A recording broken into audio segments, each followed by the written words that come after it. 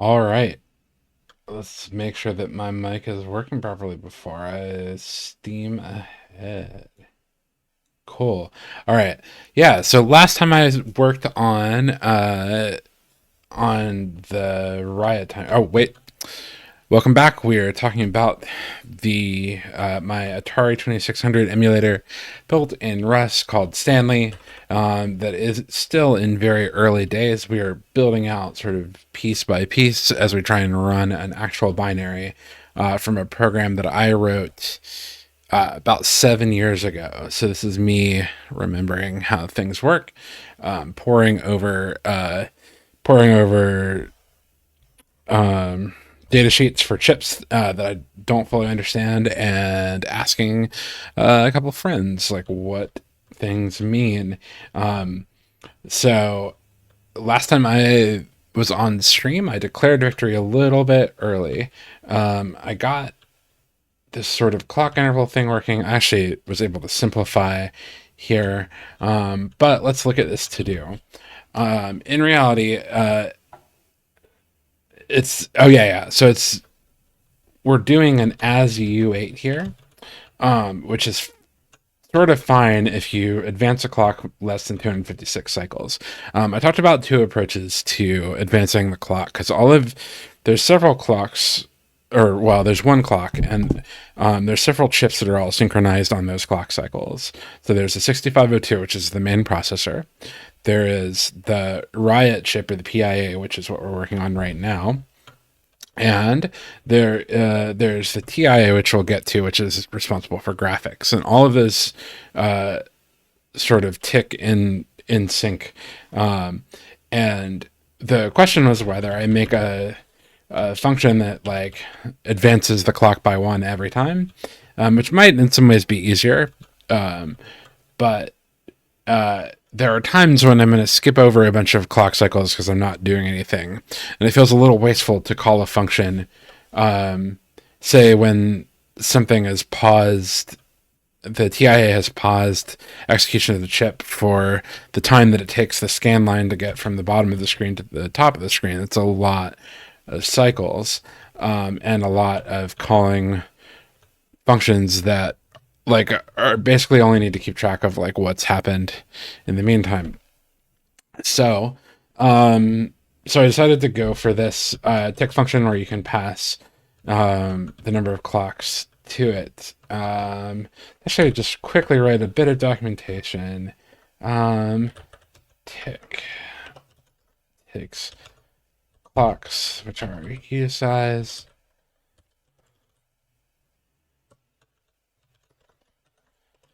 And I don't, there's probably some standard. There's probably some standard ways to write this, and I'll look those up eventually. But for now, we'll just document um,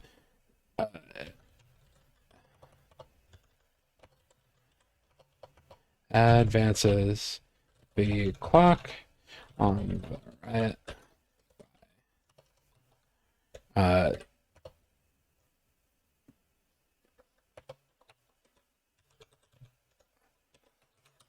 number of cycles, and this will updating the um, internal timer while doing so. Fun thing. Let's see if we can get that to.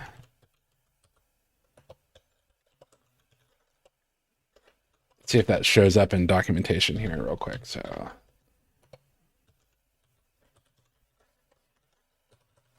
you can look at tick. Traces the clock by clock's number of cycles obtaining the internal. Great. Let's see what see if we can find a non all this is ours. Hold on, let's go over to main.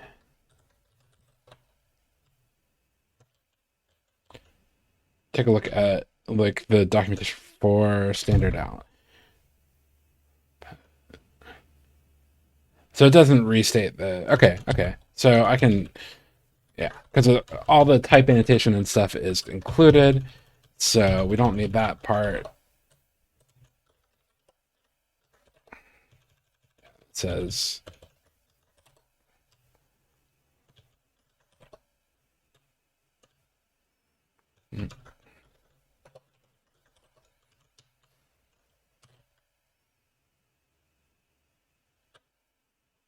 okay, and we put a failing test in there to drive out one part of this problem. The other part of this problem is that once the riot timer reaches 0, it sets a flag. It sets, sorry, it's actually called the interrupt flag, saying that it's um,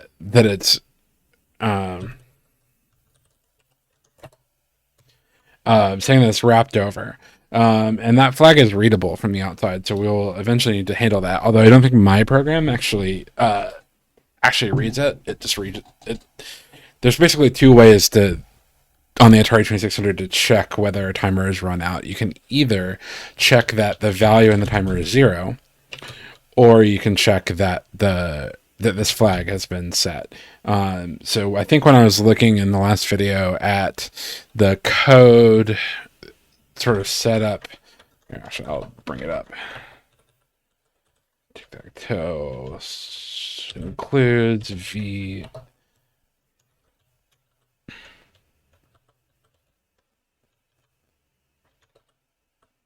This one, that's timer interrupt, and that is to read the timer interrupt, and this is timer output. So this actually, well, it takes reserves the whole byte.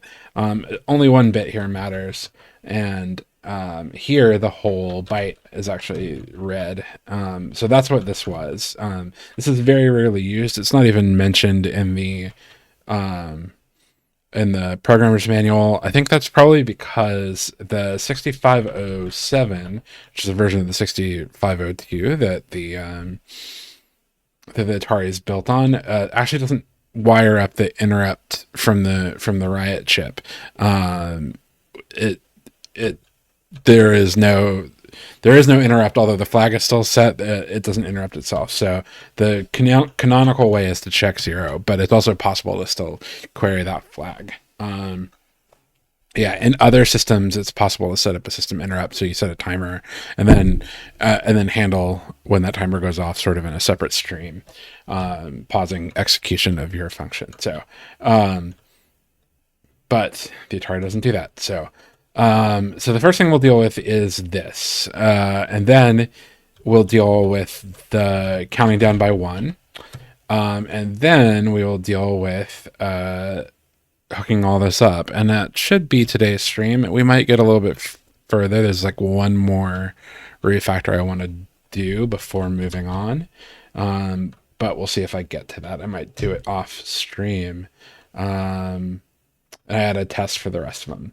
So basically, let's see what I got here. So I ticked by more. Trying to remember what I would set up here for this test. So I think I ticked by more than a byte. Yeah, this is more like just one more than a byte can hold. So this is 256.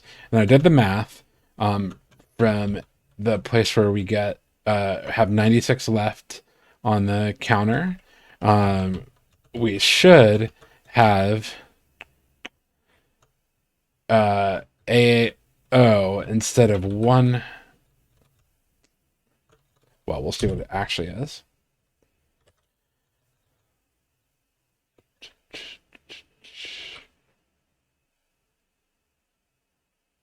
Yeah, so it should be 160 instead of 96. What happened is that this got truncated when we converted it to U8, and then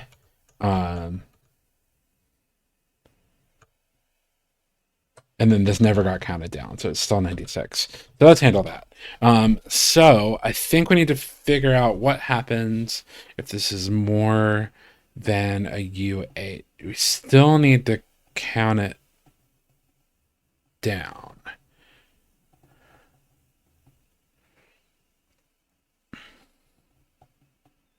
Not only do we need to count it down, we need to count it down a full byte.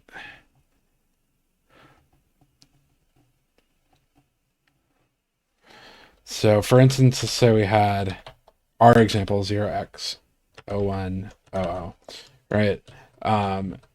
So we need to count it down 256, which is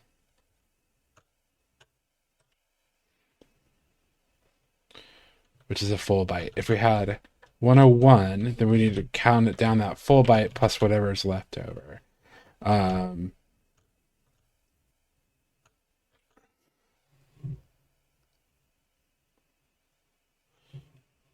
if we do it times whatever, so we'll need to take the high byte. So we'll need to do, let's see.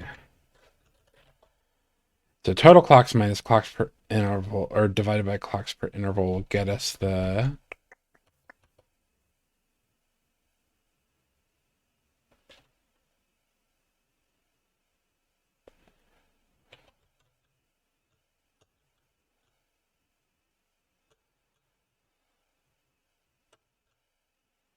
so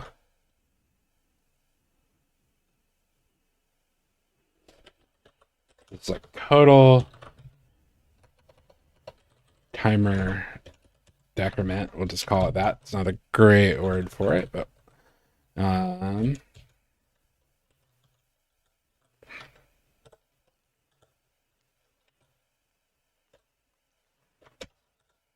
get rid of that P.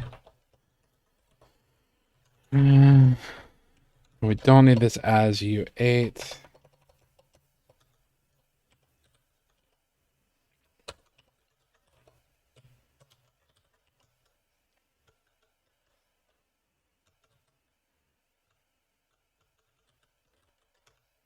We'll get it back to where it was before. But that's not entirely correct. Although we will also do that.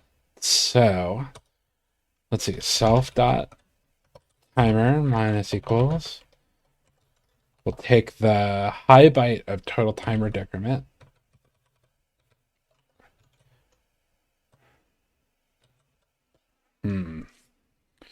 Actually, we won't take the high byte. We're just going to shift it over by 8. Right, so this could be up to 64 bits large. Hopefully that won't ever happen. But what we need to do is, so that'll be like in this case, 0x0100. So we'll still want to decrement by the bottom amount here, but we'll also want to decrement by this times 256. Actually, am I just reinventing the wheel here? Yeah, but it's a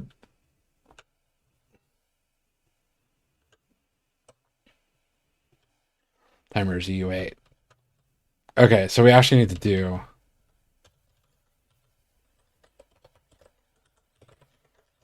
I think it's wrapping sub. Let's see.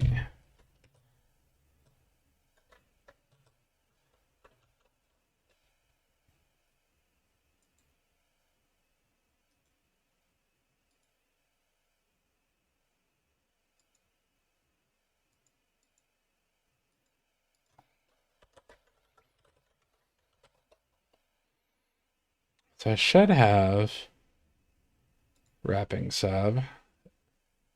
Apparently I just couldn't find that.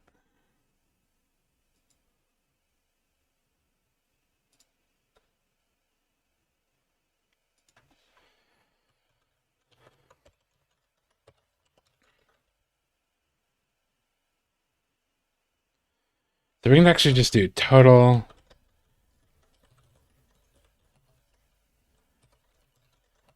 Just mask out. It could be.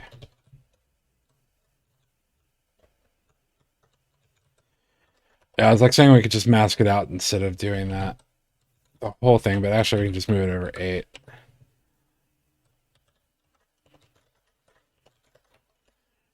Times.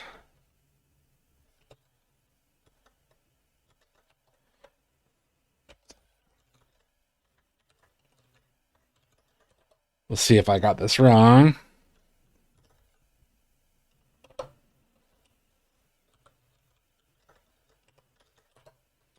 So if this is 0 times 256 is correct. If this is 1 times 256 is correct. If this is FF whatever times 256 is correct. And then, yeah, this, we'll just do the rest of it. So we'll just do wrapping sub.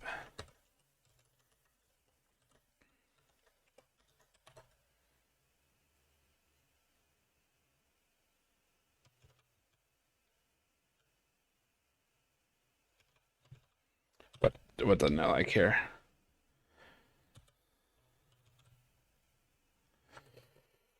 Oh boy. Maybe we limit the number of clocks to U16, so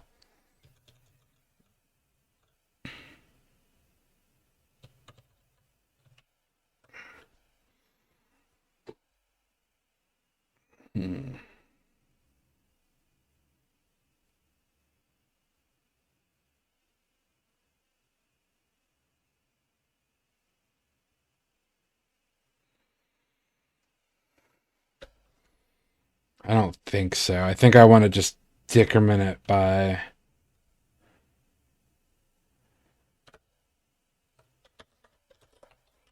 It's not my favorite, but for.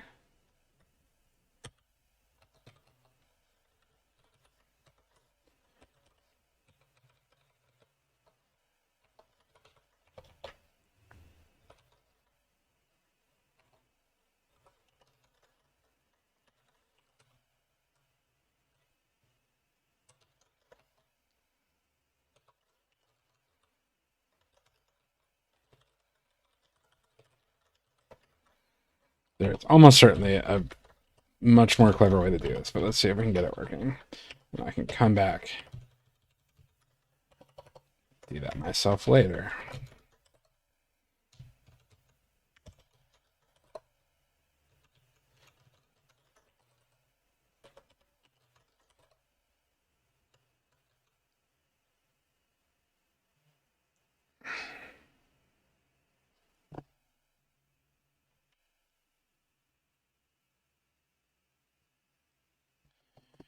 Kiddo's awake. She didn't sleep very long. Boo. Okay.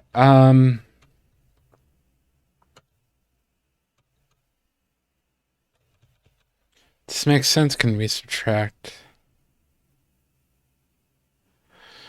Well, this is actually kind of silly.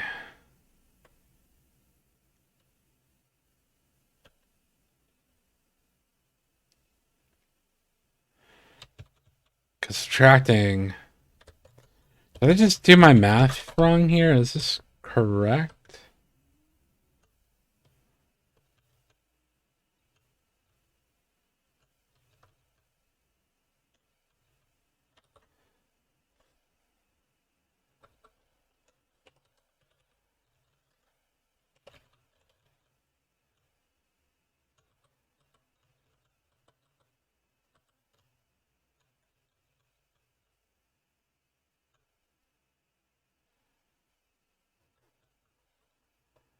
Let me see something.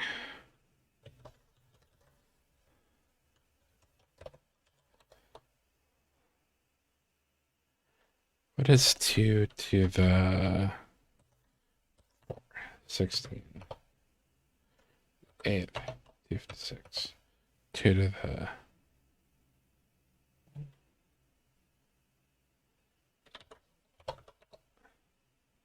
512. So I definitely did the math there wrong. So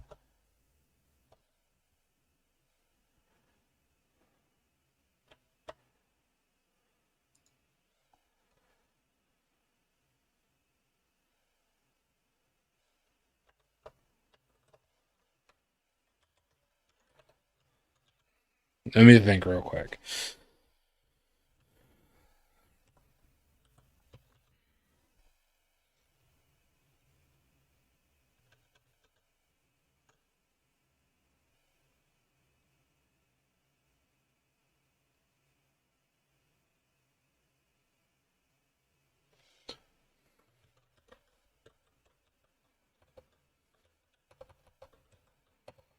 Let's see if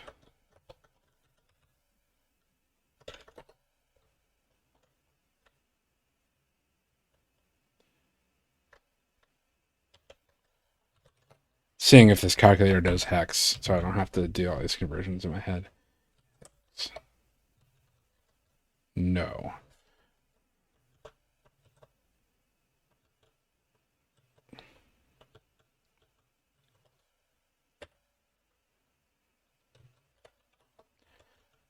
Go into Google. Good old Google. Hex calculator.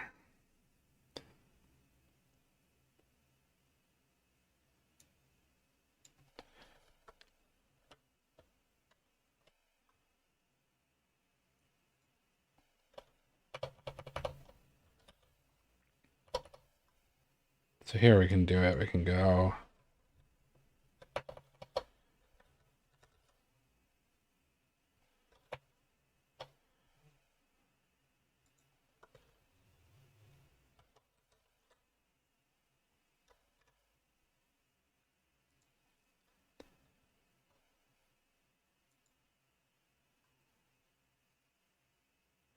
$60.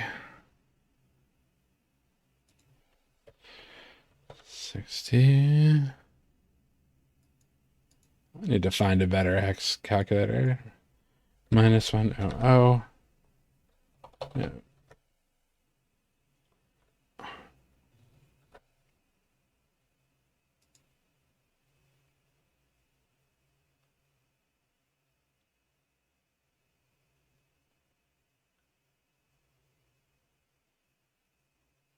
Did I do that wrong? Yeah, it's 100, not. Is minus AO or -160. So that's right. Yeah.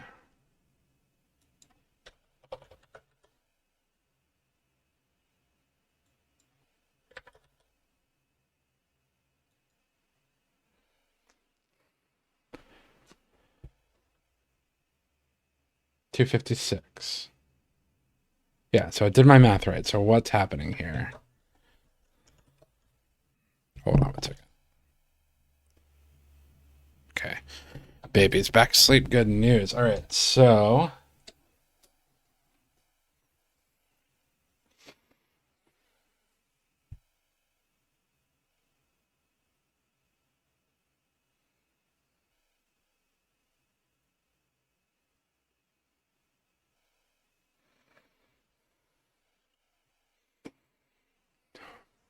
I still think I've gotten something logically incorrect here.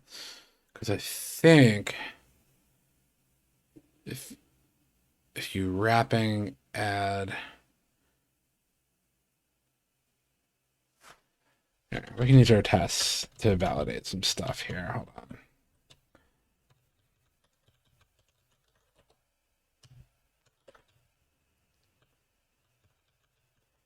So maybe it should be 96. So I need to actually find something else. But hold on. So this is where we're.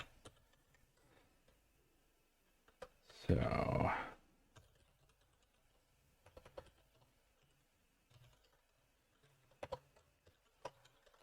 So in this case, we're dealing with 96, and then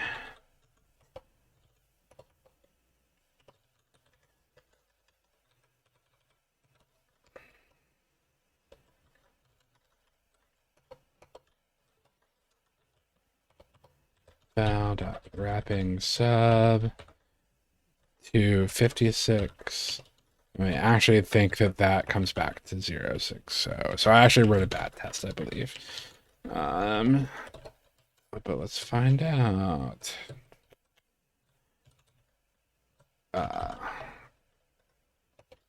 We want a U8 here. Doesn't need to be mutable.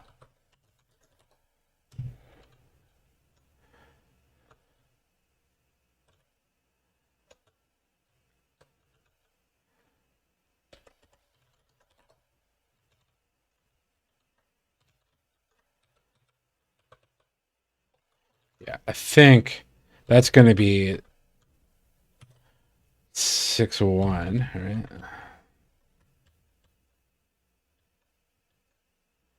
Oh, I failed a lot of stuff here. Hold on.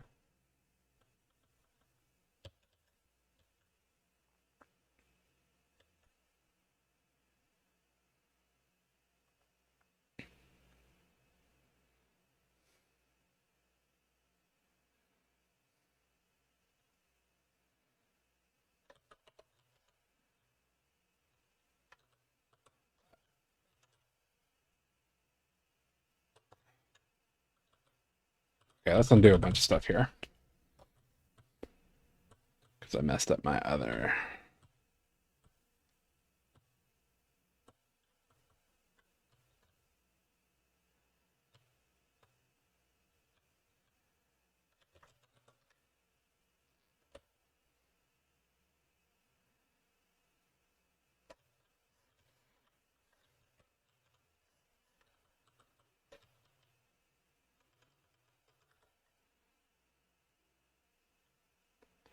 How did that mess up? Oh, it took away top. No? That should be correct.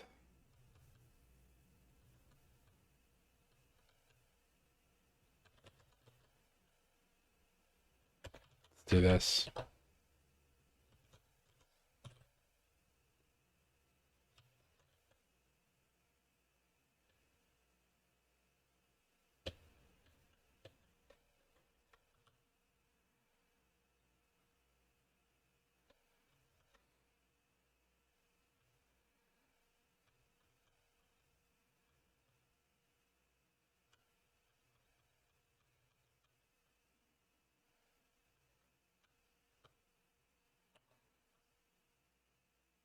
Let's go all the way back.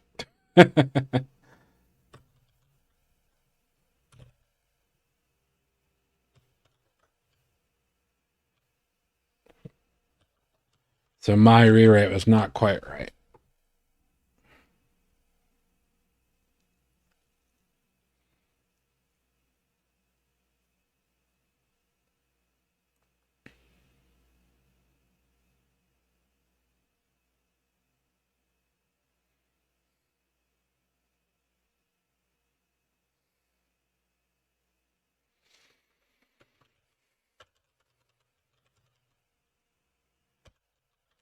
So this isn't correct, even though I think it probably should be.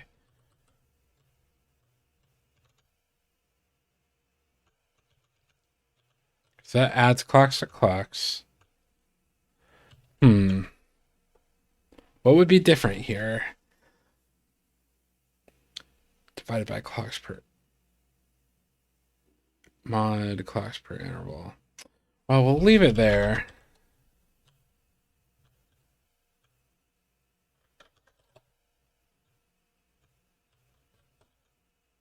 What have I done wrong? Expected an item.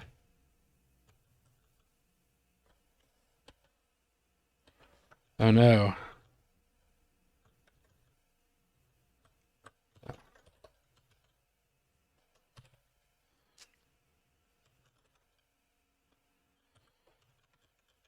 Okay. I'll look at that later. That doesn't make sense to me. We're already doing clocks, and then we're modding it by the clock interval, so it should be.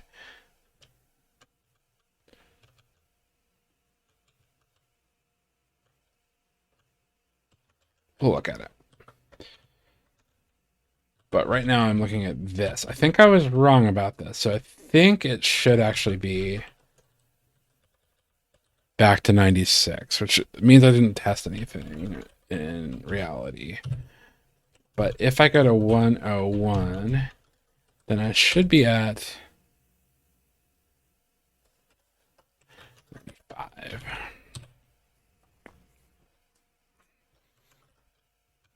Okay, so I'm gonna get rid of that test.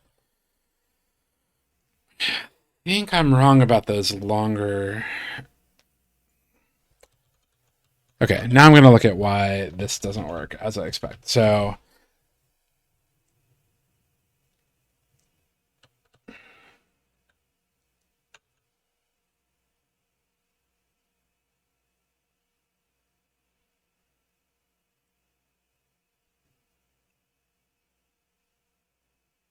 I do need to gate this timer. Okay, okay. So the timer only ticks.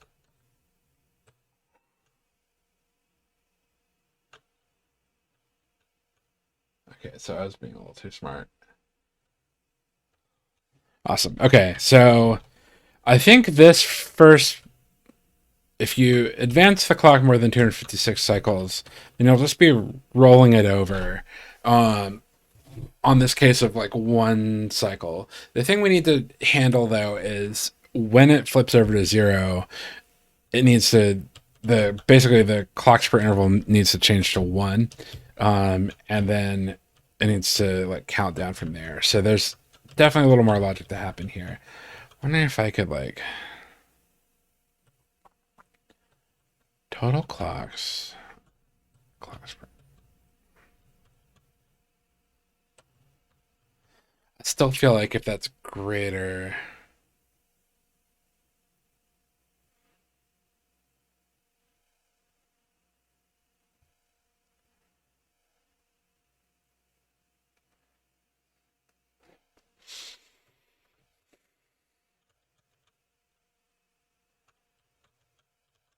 It's right if we're at 64 clocks and it's a 64 interval.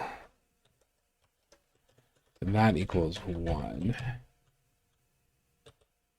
And then mod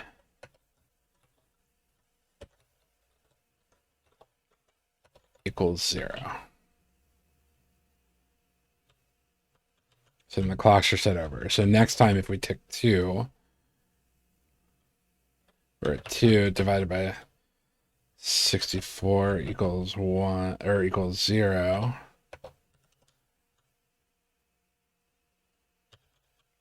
And then 2 mod 64 equals 1 or equals 2.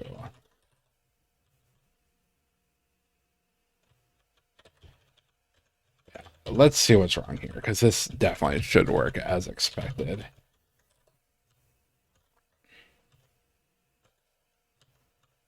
Let's look at which test fails the best.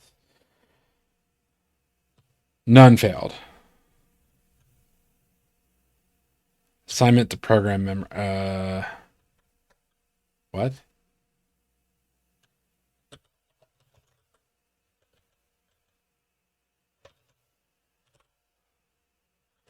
That wasn't a failure. It just happened, I guess. Oh, that's a memory map round trip error. Okay, that's a different test. Okay, so then why did that? I just had something weird. Okay, so I think this works for this first case. In reality, is that. So we can delete the rest of this. Delete. Don't need to handle that because it just works, because that's how numbers work, which is always fun. So then we have this case where if it wraps around, sets a negative flag, all that stuff. So I think an easy way to do this is going to be with the. I should do some tests for the 8 clock timer. They'll be very similar.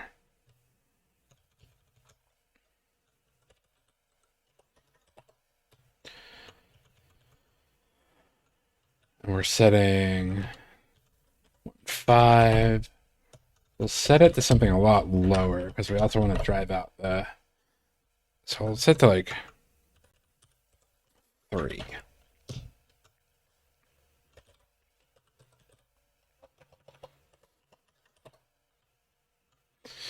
Then we'll tick. If we tick 8, we should get 2.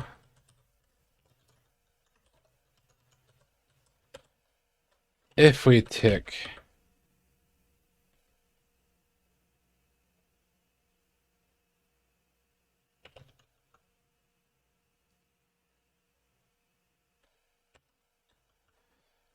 Hold on, let me look at something real quick.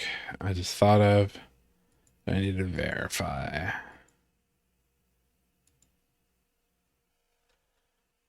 Um,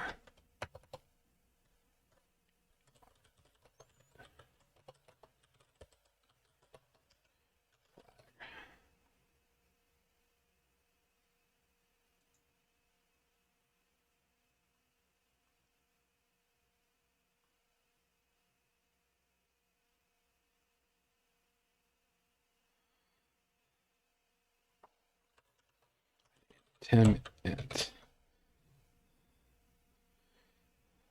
Timer past 0 yet.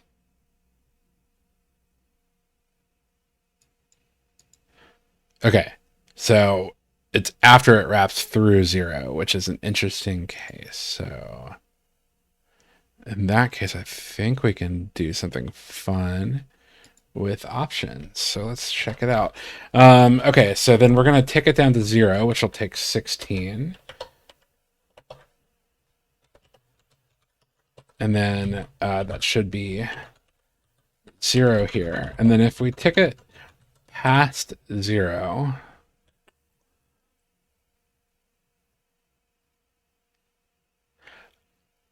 overflowing sub, hey, how's it going? Hold on, I can read you. Mizardx. I think, is there an overflowing sub? There's like saturating sub and check sub. So basically it'd be this. You might be right though. That might be more useful. Yeah, my thought was actually to use the check sub and then do something if we are gonna go past 0.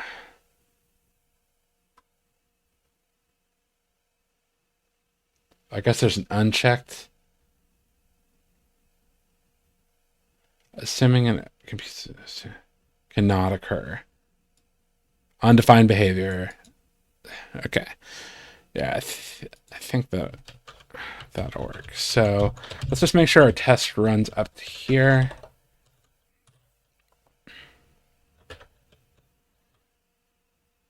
Okay. Oh, I see why it's showing me this. This is actually intended. It's because I have the no capture, which I don't need until I need to. That'll clean things up a little bit. Great. Cool.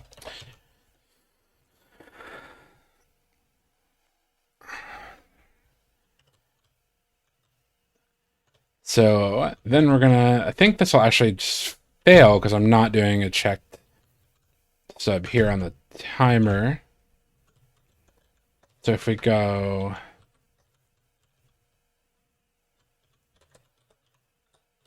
so if we go 7 more, it'll still be 0.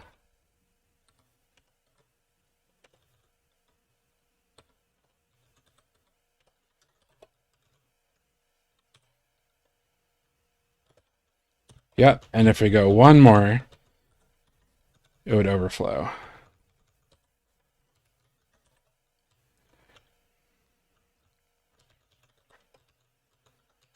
In this case, it should be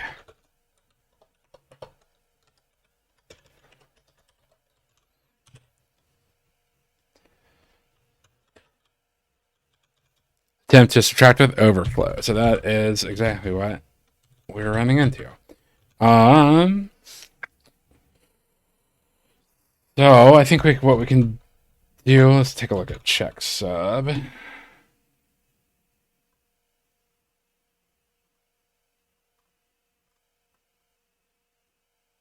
Oh, overflowing. Let's see what overflowing does. That's maybe what you were talking about. Overflowing sub.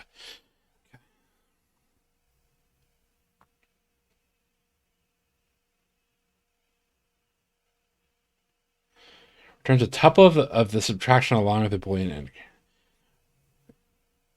Then the wrapped value is returned. So if I do 5u8 minus overflowing sub 2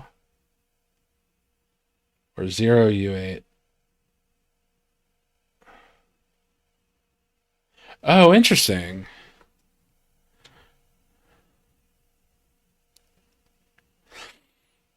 That's really awesome.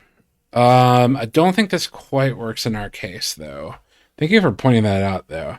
I think the problem is that we need to sub basically to the point where it would overflow, and then switch our like how we're calculating things. So I think I actually need checked in this case, but that is cool to know that that happens. So it actually,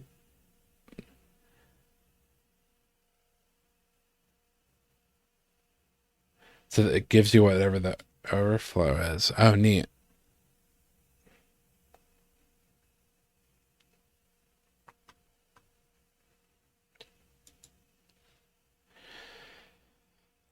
So it has a wrap value, and if it's, yeah, cool. So here, instead of this, we're gonna do so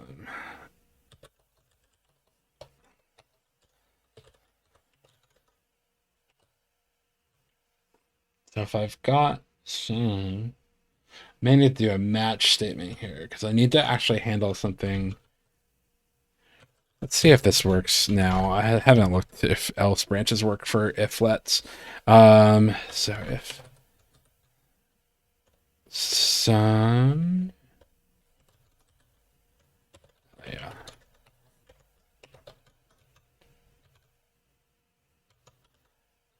self dot timer dot checked sub, and then all this.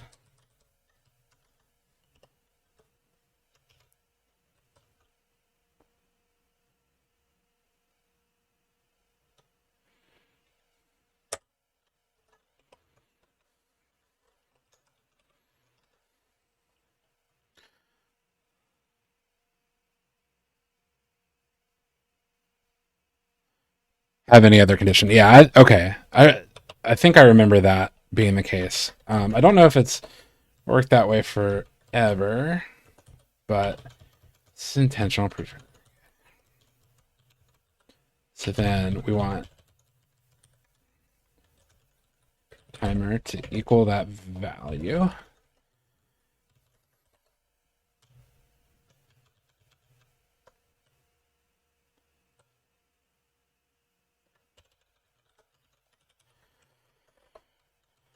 And I'm going to do something else. Not.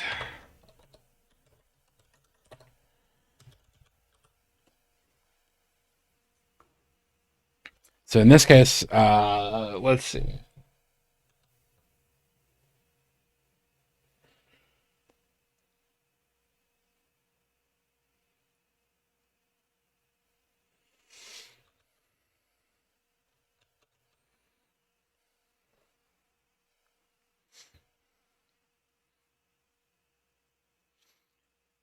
So we are.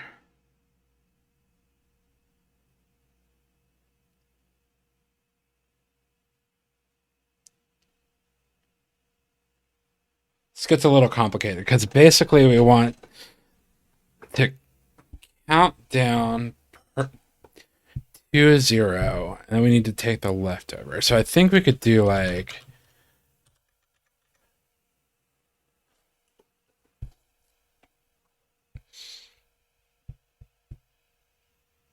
Let me think here. So say we had 0 and we're trying to subtract 2. No, so we had 1 and we're trying to subtract 2. So we could do. We know that that's going to be 0, and then we know the leftover is going to be.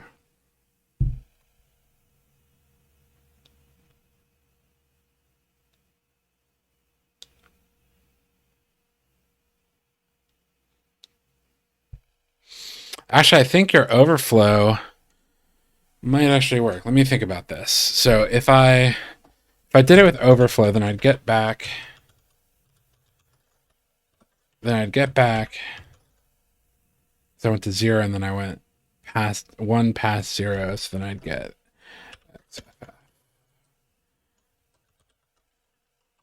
In this case.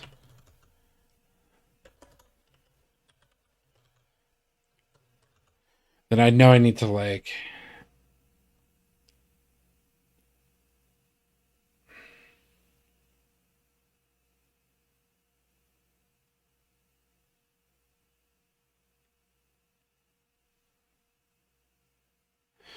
let's do it with a more interesting potential value here. So we have 3.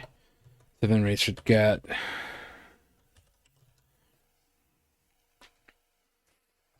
so that went 2 over. So like I need to know how far I need to go to get back to 0.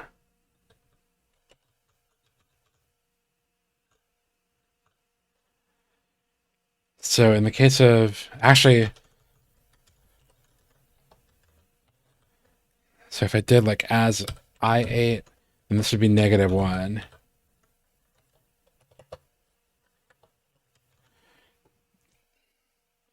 Oh, there's a potential case where it goes too far. Let me think about that. Let me just do it this way, right? So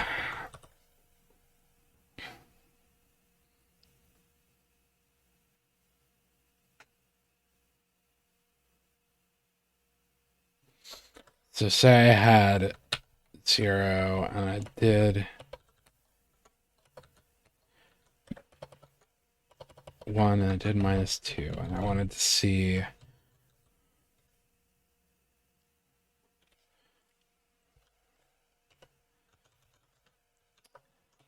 these like simple math things are tripping me up the last couple days. I know I can figure this out. All right, so I don't know how far.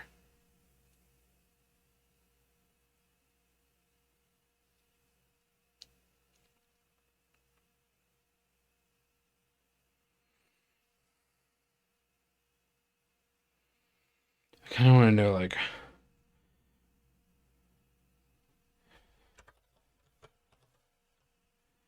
does that work? That equals 1. Then I would know that I need to like still do 1.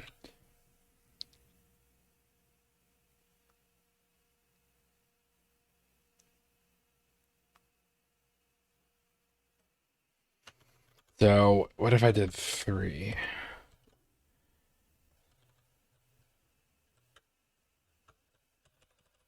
A minute.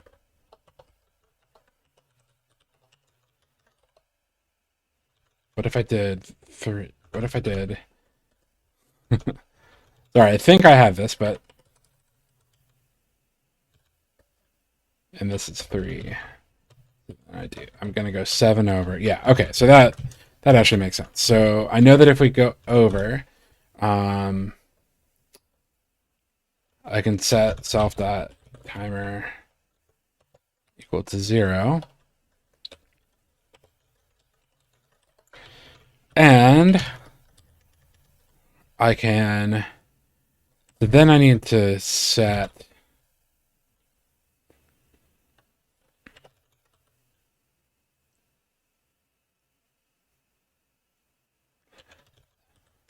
Self dot clocks per interval to 1.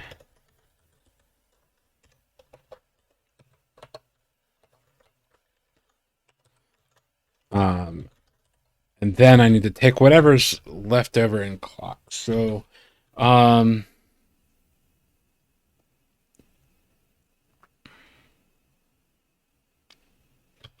I don't want to set clocks per interval yet because I need it.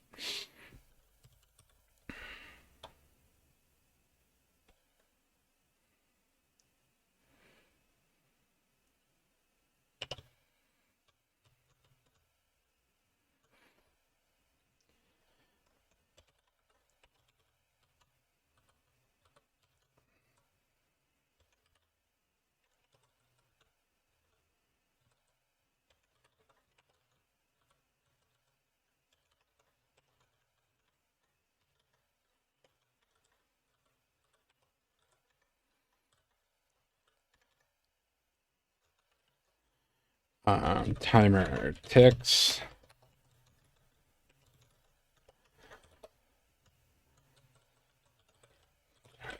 ticks. So, so even before I set the timer to 0, because that's going to be after this, I'm going to do this other way around. I'm going to do timer ticks minus timer. We let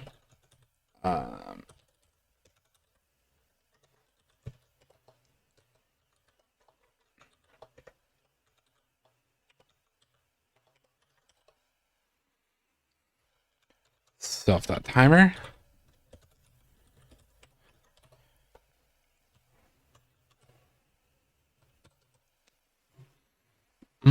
Man, I'm starting to think that the other way might be a better way to do this. Let me get this working first, and then I think I can use that overflowing sub. I think that is actually probably the way to go here, because I think I'm just recreating it, basically. Okay, so so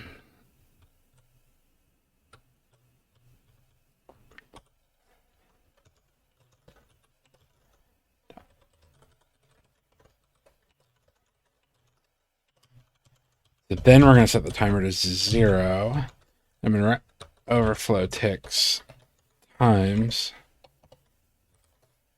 self dot clocks per interval.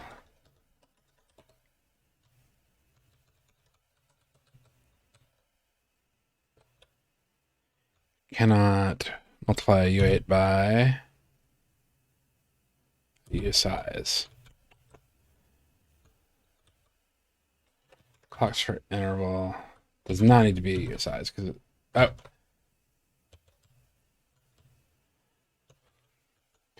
because it could actually be a lot more. We can actually just take the as U8 here.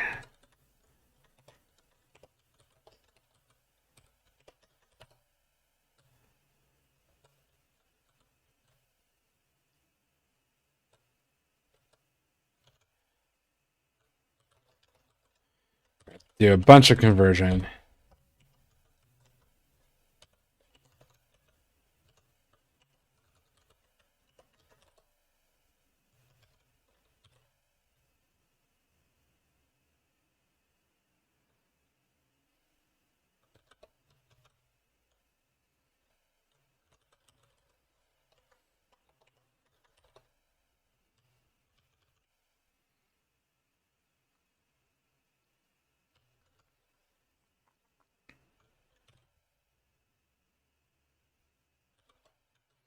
Oh boy. Wrapping sub. This is going to be as U8.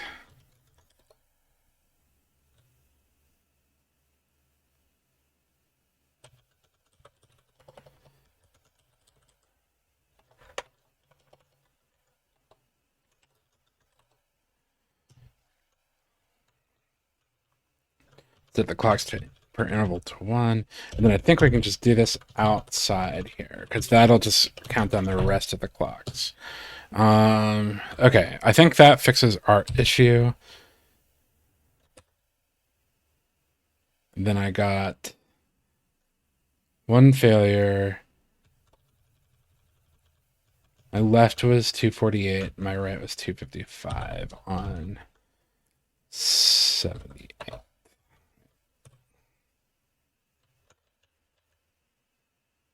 Probably did something on 79. 79. So one tick should have flipped it over.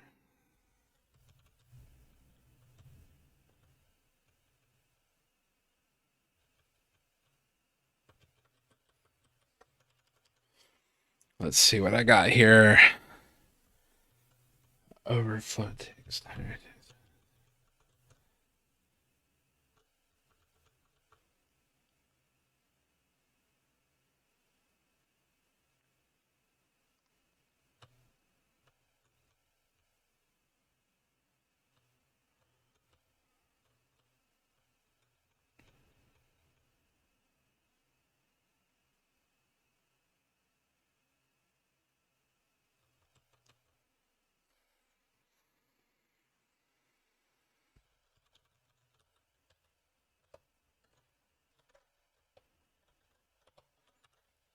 See what this looks like.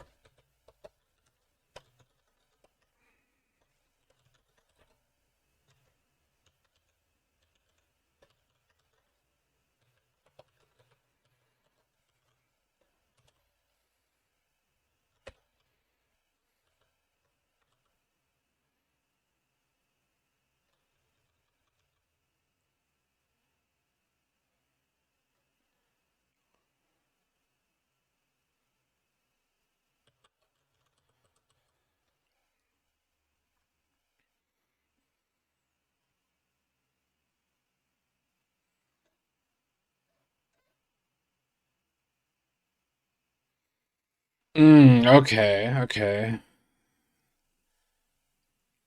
So if it's a 1,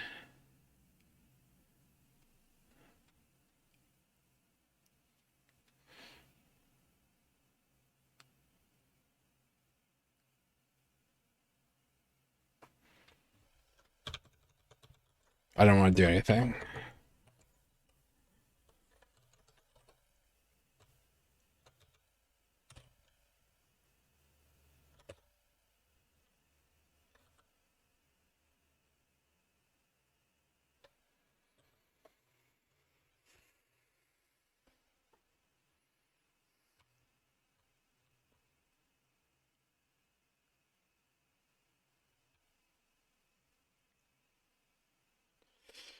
No, I do want to, but it doesn't need to be.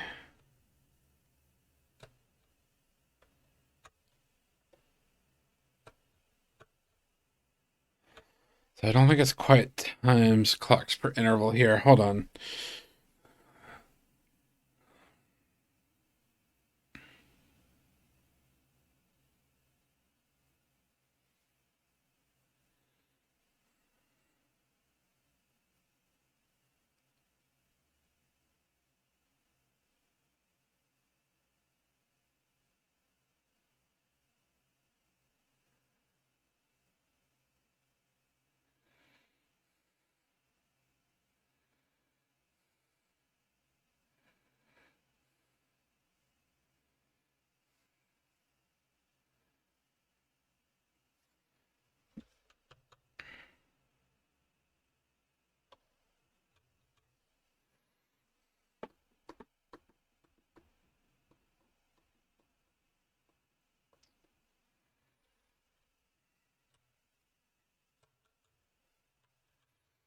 So we want it to come back down to 0, and then we want to go. Boy. Okay, so we want. So we have 8.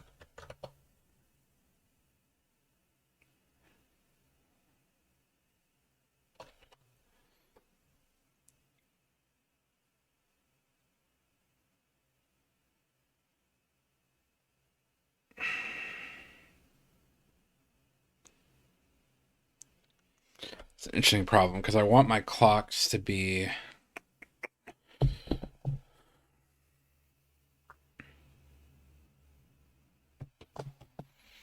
This one's stumping me. So I want to decrement my timer to 0, which is fine, and then I want.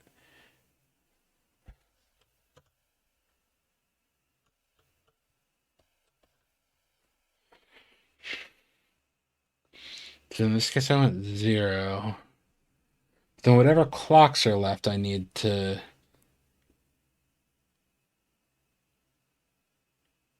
Yeah. This is wrong. Okay.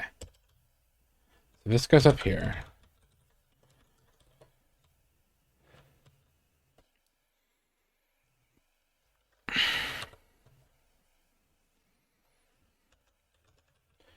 Timer dot.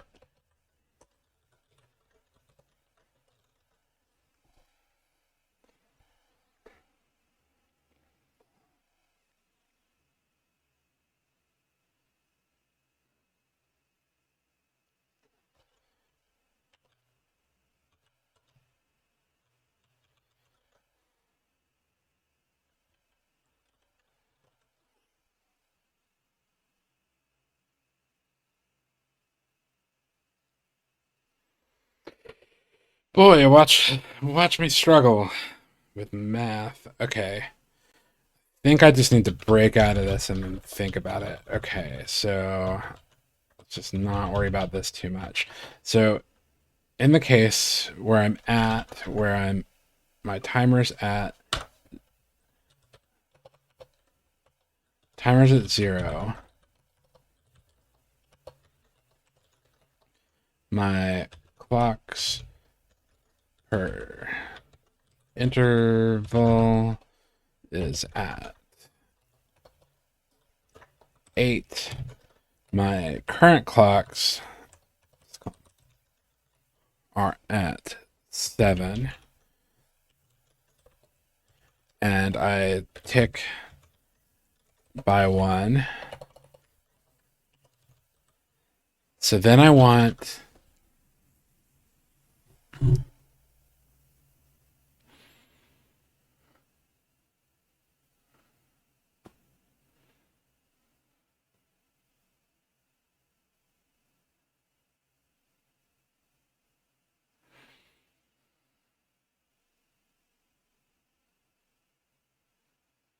so I know that overflows.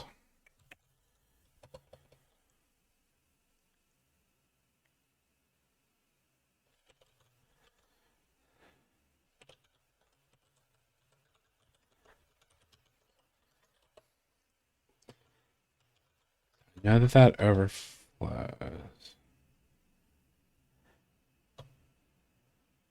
In this case, my timer should be, because it'll overflow by 1. But if I tick by 2, it should be E. So that first one ticks it by 1, which is actually normal.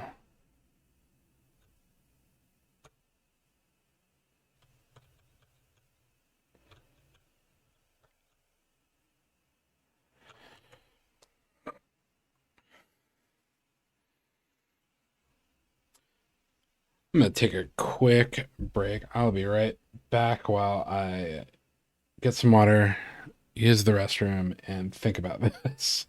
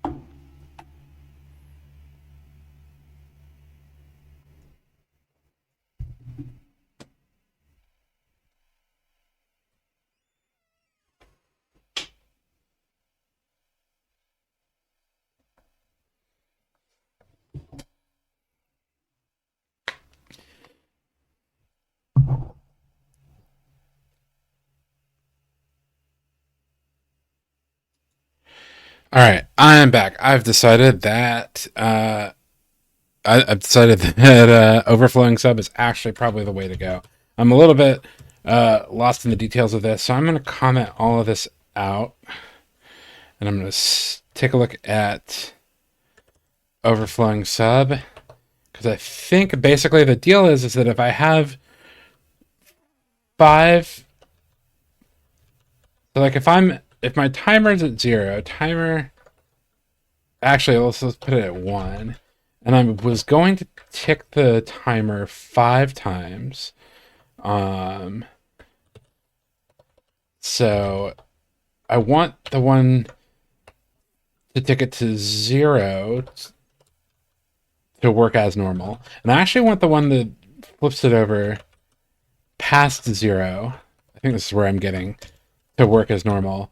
And then the other 3, so if we don't do anything, it'll go E, D,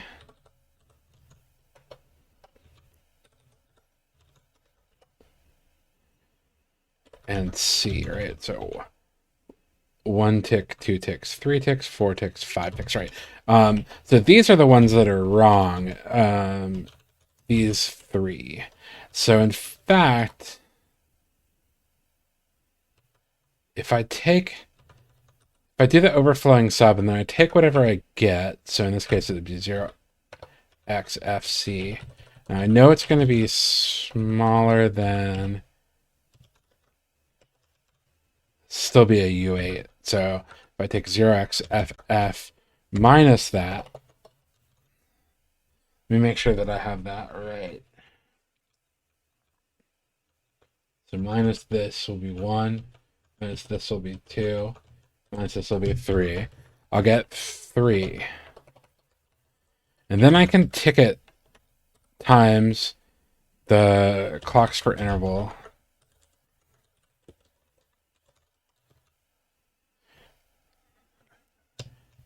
So Mizerdex was completely correct about using this thing. I think this is going to be the way to go. And then I can just set my clocks per interval to 1 and then tick it by whatever the rest of the clocks were that came in, right? So so let's take a look at the documentation for overflowing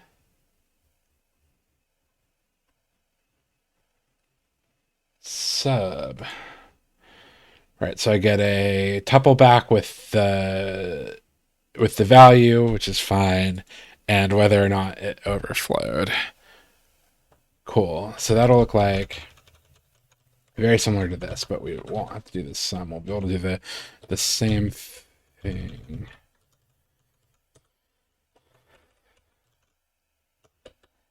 So we'll have, we can even match it, but for now, let's just see what happens if we do.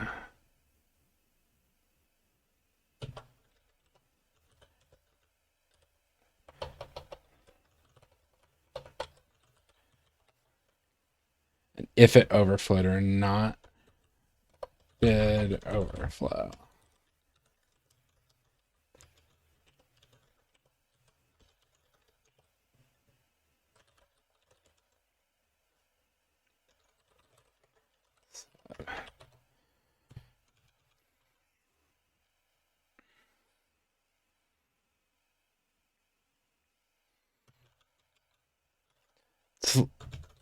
Oh yeah, it's not an if. So let.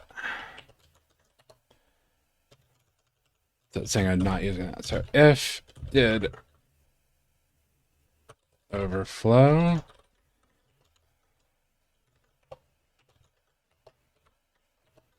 else something else.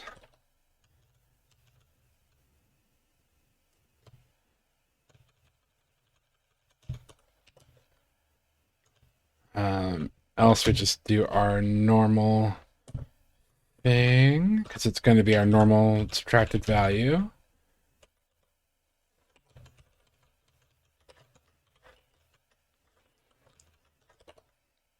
In fact, we can stop right here and make sure that it does something a little bit sensible and doesn't break everything.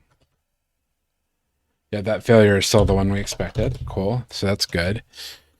And then on our did overflow, I think we can do our, so we can do self.timer. We know it's going to, we want it to tick over to 0xff. Right? And then we want to do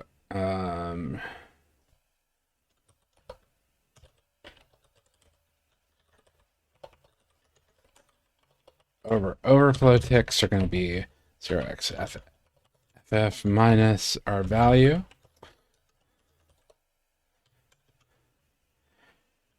And then we're going to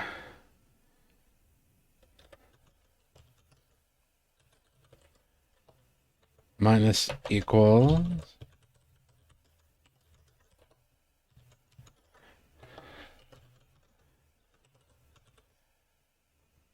overflow ticks times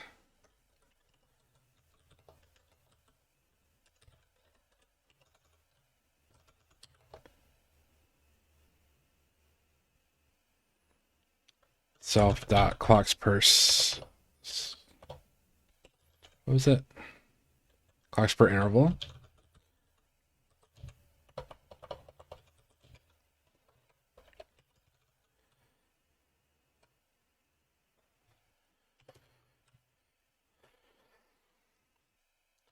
And then we're going to do the normal. We're going to set our self dot clocks per interval to 1 because that's what we're sort of doing here.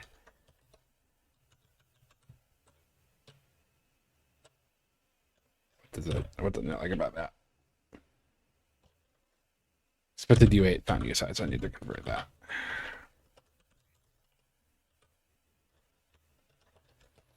As we talked about earlier, we can just chop off the bottom byte, and that'll be fine.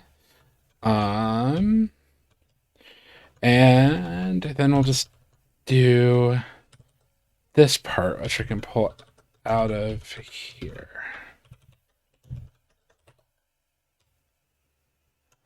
And I think that should do it. And pass. All right, that made my life a lot easier. All right. Overflowing sub, new thing learned today.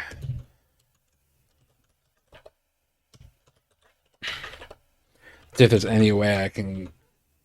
I don't think I can really.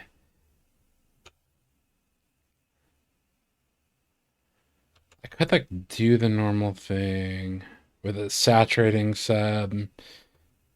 No, I don't want to do that. I think it's about as good as it gets for this. Cool. So then we can do a couple more tests and make sure that we're getting something reasonable. Yeah, let's do it on the 1 clock timer and make sure that everything works properly. So we set that to that. Let's tick it down.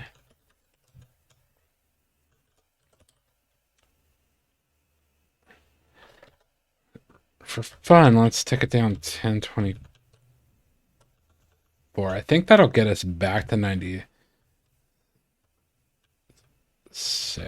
right?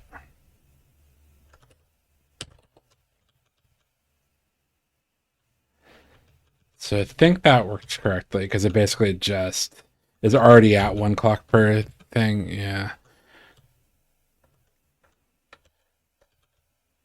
And let's do one with a big number on this 8 and see that we get something reasonable. So we're going to set this to 5. And then we're gonna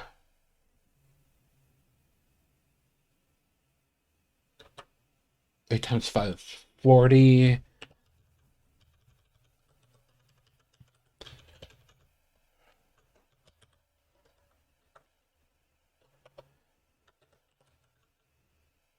That'll get it to 0. Actually, let's see what happens if we do 48. What should that be?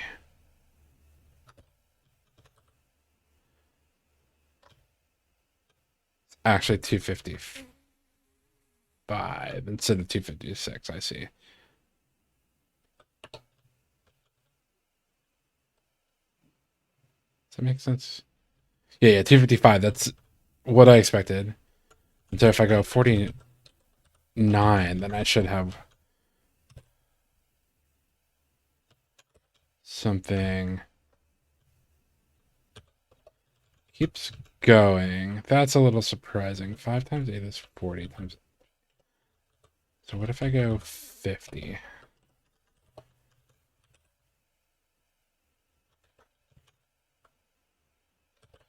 How far do I have to go? Might have some logic wrong. I'm glad I'm testing this all out. 52? Oh, wait, no. 56.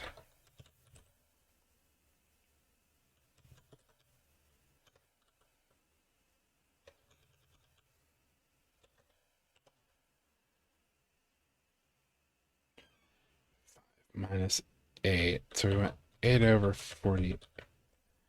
So then why is 49 still 255? So What's 55?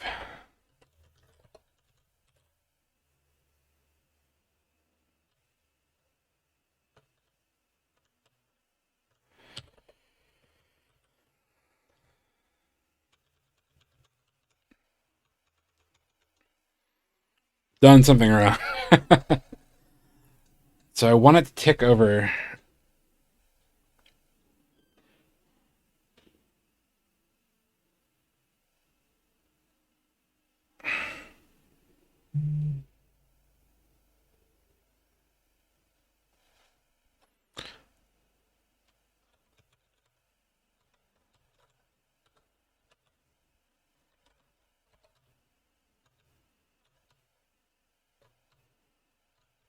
Yeah, but that's actually the address I'm setting.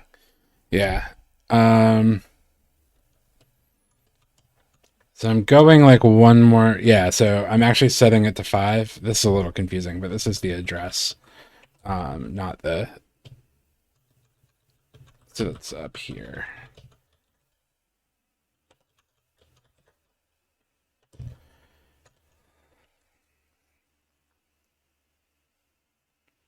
So if it overflowed,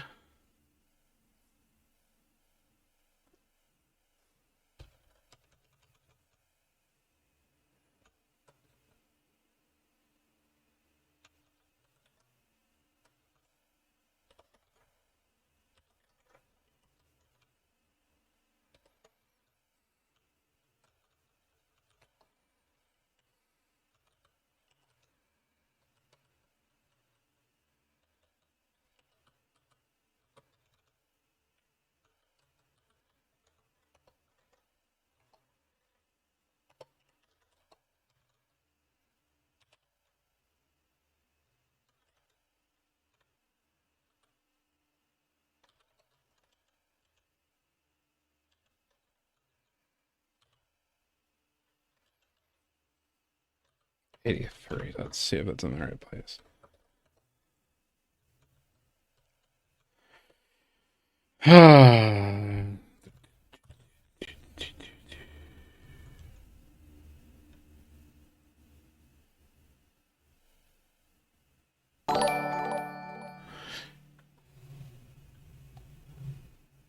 Rope Mark D. Thank you for the raid. Holy moly. Welcome everybody. I'll wait, make sure I know everybody's here and then explain what I'm doing. And explain what I'm stuck on because it's a little bit sticky. Yeah, yeah. Very early days emulator development. In fact, I might not. I'm not actually in a broken state, so I can actually show.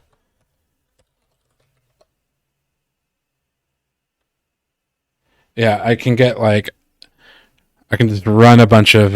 What were you working on in your stream? Rope Mark D.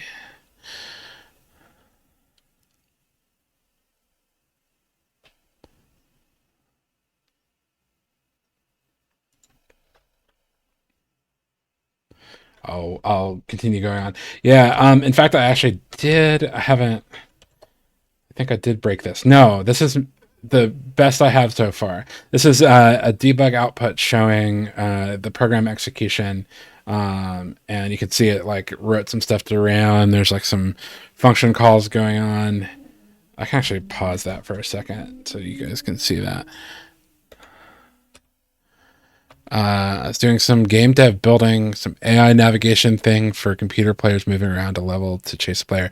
Are you like, do you use a, what are they called? Not framework. That's my web dev talking. Like an engine. Do you use like Unity or Godot or something? Or are you like one of those cool kids that rolls your own? All custom engine stuff. Nice. I've thought about doing that. I think it's the enormous amount of work that it takes that always throws me off. It's really fun. There's a YouTube series I really liked where somebody was remaking the what is it, cave story in C, and like showed every step of the way, and I was like, oh, this is cool, this is cool. And like hour and a half long videos, and there were like 50 of them, and he didn't finish, and I was like, wow. Okay, but it's cool to know how all that stuff works. C++, Rust, Java. Hold on one second.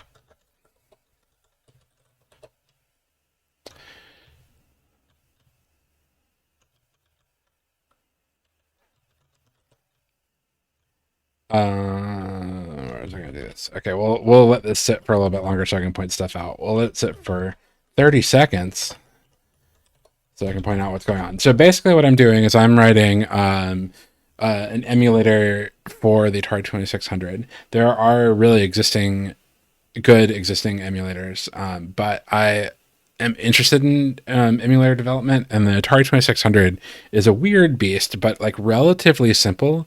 Like even my untrained like self can kind of read the data sheets for all the chips and stuff involved. There's but like there's some weird stuff about timing with the television and stuff like that, so that's super fun.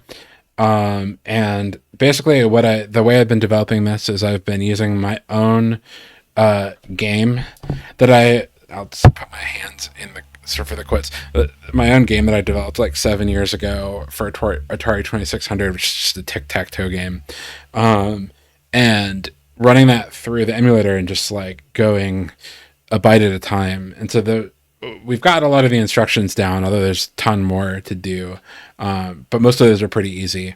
And the thing that we're working on now is there's like a chip called the Riot that has a timer on it, and basically you like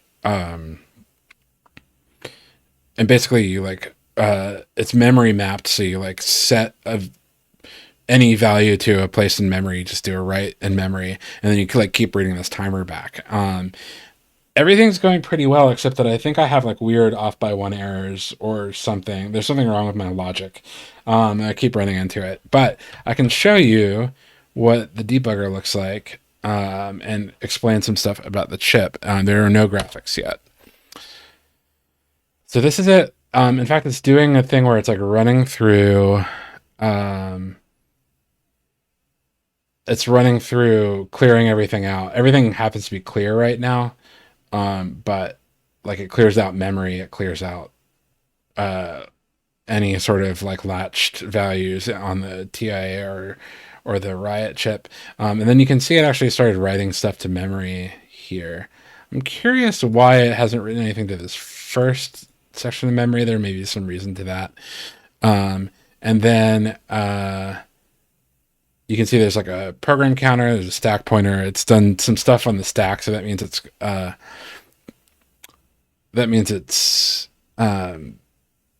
called a couple functions. It's actually probably in a function. We'll see it when it's a 7-8. It's in one function. That's an address down there. Right. But I have more flags than this now. I'm just not printing them out. I have the next instruction and stuff like that. So yeah, timing is like kind of the last thing to do before I start bolting graphics onto the emulator. And because so much is like timing. I mean, so much of like the programmer experience in Atari 2600 is involved with timing, right? Like you don't like there's no screen buffer or anything like that. There just isn't enough memory. There's only 128 bytes of memory to deal with. And so you're like basically manipulating a cathode ray as it paints across the screen. So it's all about like knowing when that cathode ray hits the front of the line, or knowing when it's like moving from bottom to top every frame and stuff like that. So timing is really important, and we can't do any graphics without it. So I'm working on this idea of the clock, and you can see, for instance, I'm sort of working in this like 8 clock timer thing. So that means 8 CPU clocks, and then the timer reaches 0. And then it has this special behavior where it rolls over, which is where I'm getting stuck. So in this case, I'm setting an address on the right, which is 0x15, to the value of 3. I'm asserting that I get 3 back. I'm getting a tick, or I'm ticking 8, which ticks down 1. Then I'm taking 16, which ticks down to 0. Then I'm taking 7, which is right before the tick. And then I tick 1 more, and it ticks down to 0 FF. So the problem I had with my logic before is that it was like going past by one value, or like by one set of intervals, and I'm not sure why. I just added +1 to see if that would fix it. It doesn't, right? It passed that test, where it goes down by 1.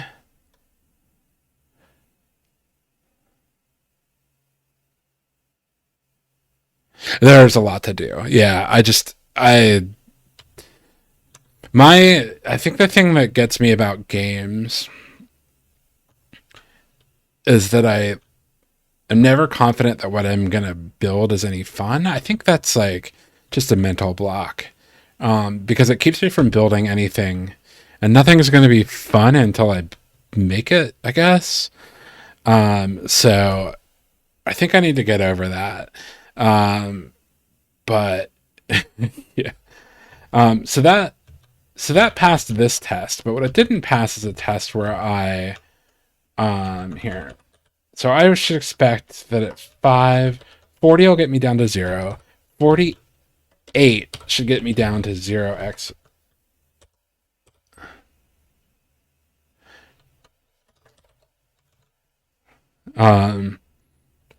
Yeah, for some reason in my head, like I get in game dev, I get it in my head that I have to do something good. When I'm like putzing around with an Atari 2600 emulator, like I don't care. I want to learn, right? Like I'm interested in how the hardware works. And I feel like that I can do that same thing for games, maybe. I don't know. I need to do like a Ludum Dare or something where I just like build something and put it out there, you know? Um, so this actually worked properly. So this ticked over down and like just like this into 0xFF. So if I go one more here, one more tick, I should be going down by 1 each time. And I am not, right? So I think I've got something wrong.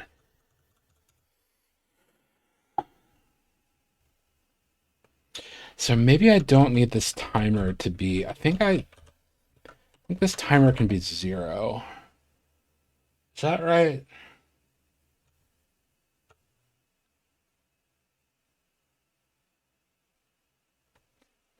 And then I need to do a wrapping add or wrapping sub.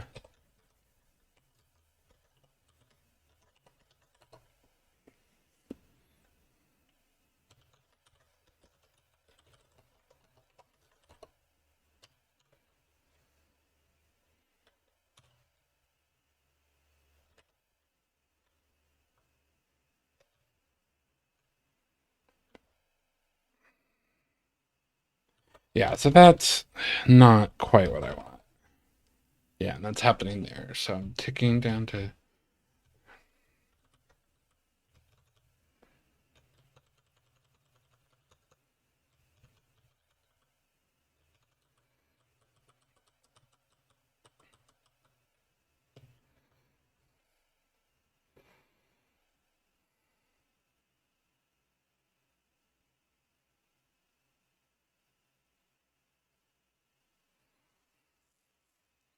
So what I figured out is that with this overflow,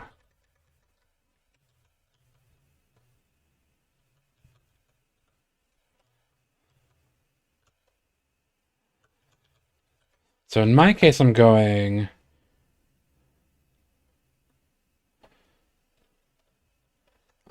5 timer ticks. timer equals 5, and I'm doing clocks equal 48. And so with the clocks per interval is equal to 8.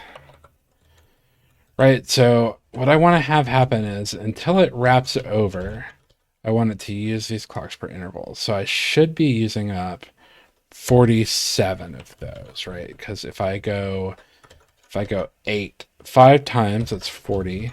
That'll get me to 0. And if I use 8 one more time, that should get me over to F. And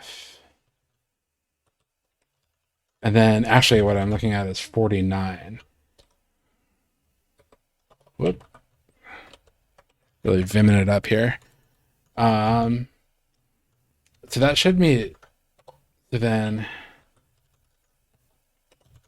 So 48 should get me to, and we demonstrated that this worked, should get me here. Basically what's happening is it's going a whole nother section before it starts subtracting. So let's see what happens. We set our timer to 0xff. We've like consumed 48. That's my, right, because 48 is 6 clocks. So when we subtract it from 5, we get 0xff. Okay, so what have I done wrong? That's the value. So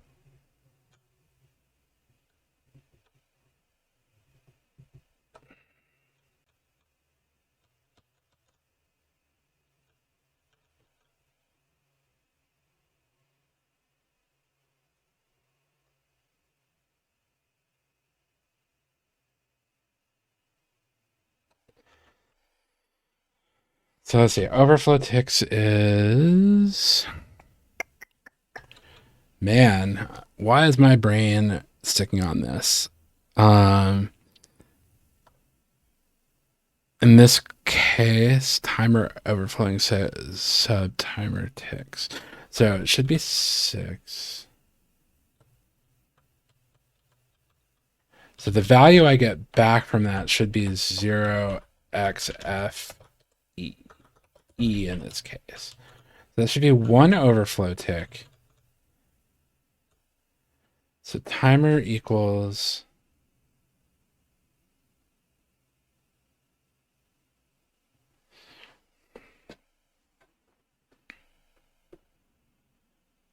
no, is that's not right.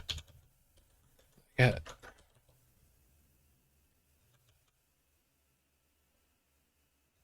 Because what's timer ticks? Sorry for this. Just working out this math in my head. Total clocks divided by clocks per interval. So for 49 divided by 48, it would be 6. So when I do 5 minus 6, I would overflow, and the value I get back is 0xff. The timer, and I have 1 left over, right? So the timer,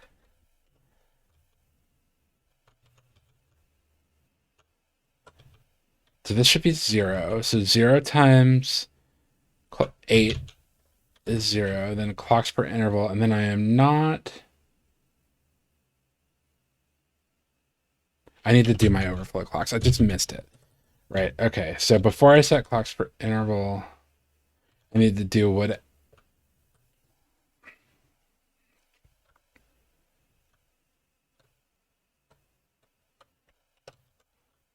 I need to do whatever's left over.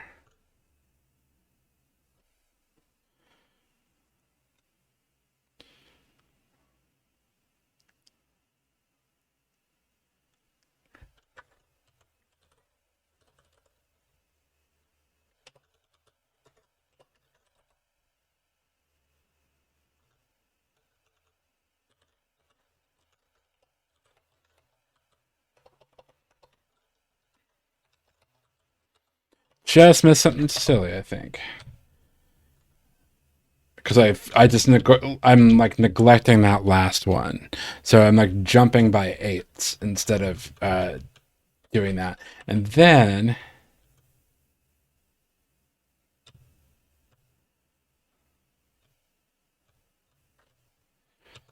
okay. So I think this actually needs to be not there, and then next time around, my clocks per interval will be 1, so it should actually work next time.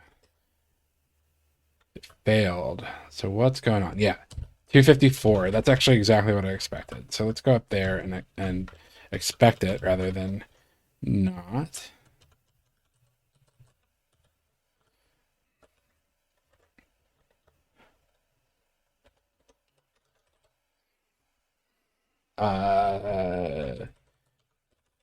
F E, not.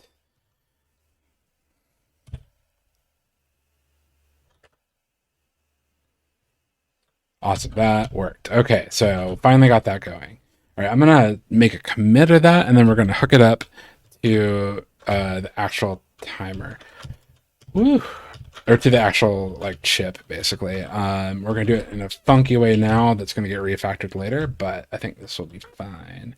For now, get timer. This may cause a problem at some point. To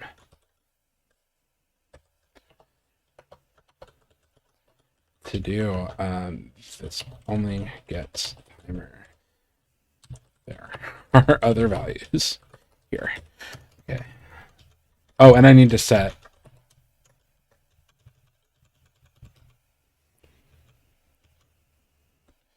This will be interesting if it flips around again, although I think it should work properly. Okay. I also need to assert that when it overflows, declared victory just a little too early here. So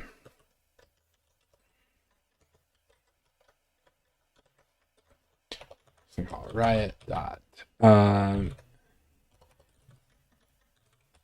Tim is a sort of register or flag, and we want to assert that that's true. So before we tick this, we're going to actually assert that it's 0.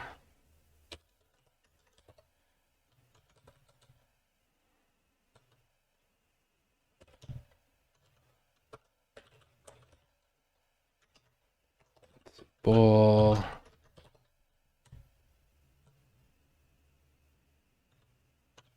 Did I assert that it was 1? I probably did.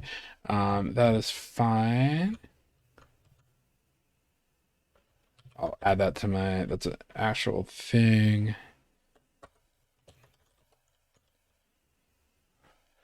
Awesome. So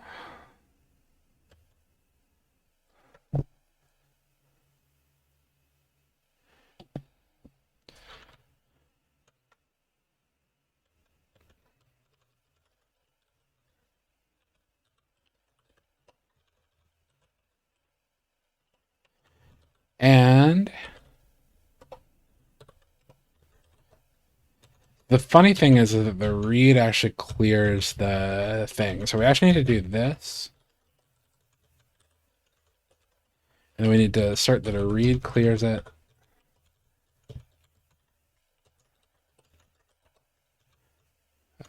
What's this?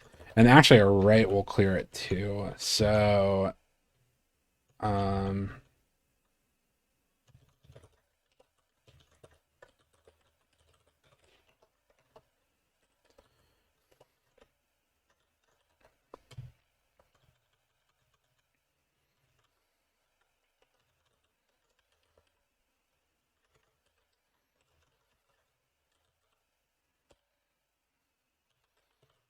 which means a read is going to be a mutable borrow, which is kind of a bummer. But I think it's fine. It's just peculiarities of how this works in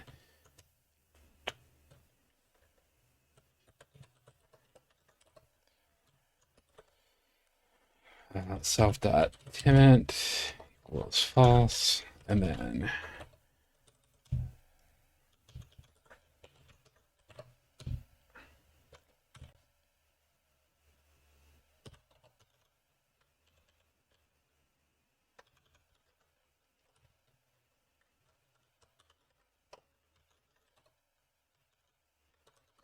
what else doesn't it like?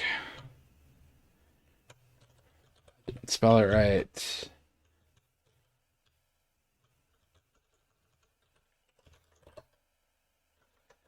Any other problems here?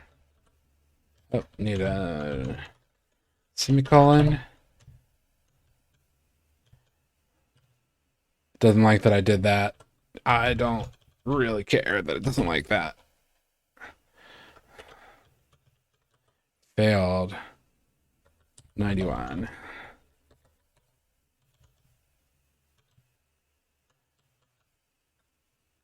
Interesting. Did I not set it?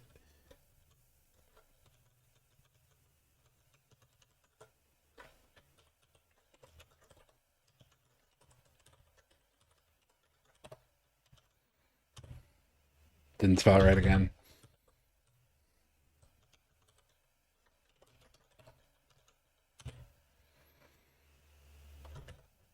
Everything passed. All right, so we're good. I'm going to make that commit now, and then I am going to hook this into the rest of the system. So I've been working this sort of in isolation.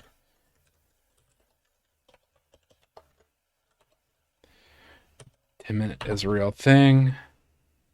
Got rid of a bunch of those to-dos, added a to-do. Yeah, you know what? Let's add a little bit here.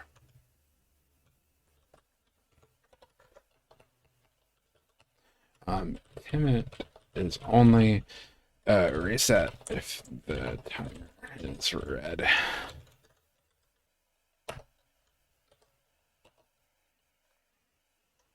We won't commit that. So what did we do? We completed right timer implementation.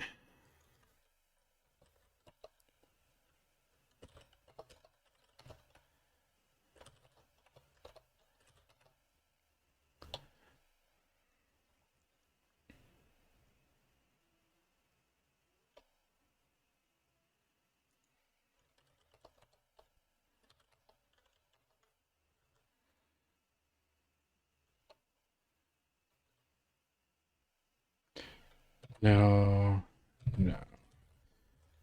Reset that. Cool. So now we're just gonna hook it in to our chip, which should be nice. Do I care about these warnings? No, I don't care right now. We're gonna go main. No, we're gonna go chip mod.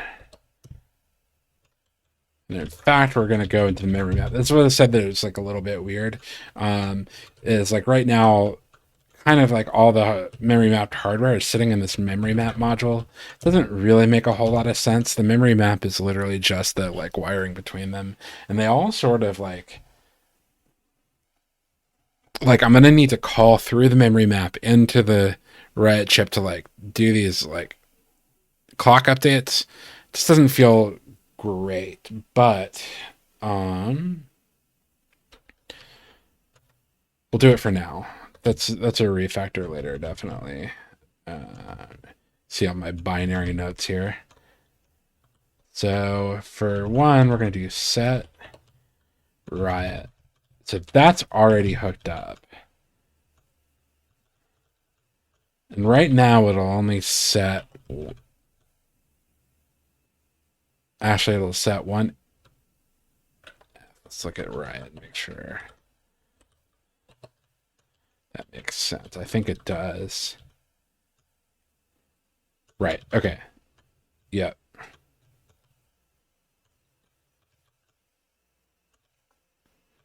Let's do a quick to do. There are other things to set other than the timer. This will fail eventually, which is okay.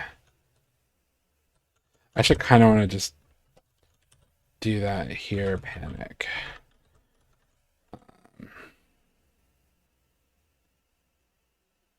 Actually, we'll just do to do.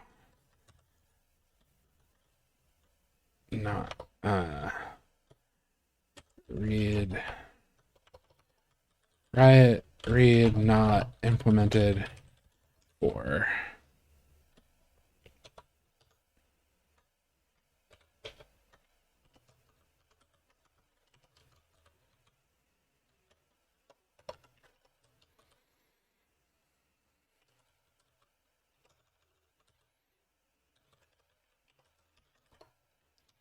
All right, so if we read anything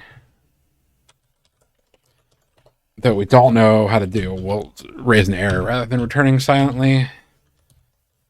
So here we actually just need to do the read, or if we set anything, then this is going to be self dot riot. This is the timer, so we'll actually go ahead and we'll let the riot handle this.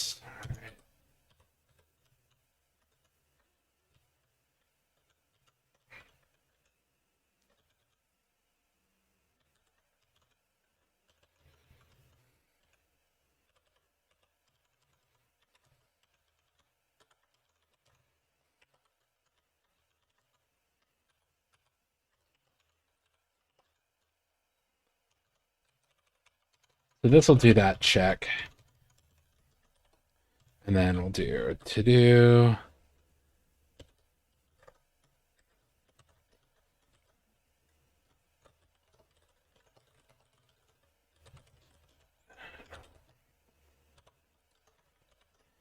Sounds like my kid is up from her nap, so we will need to be wrapping up here, which I think we're almost wrapped up, so.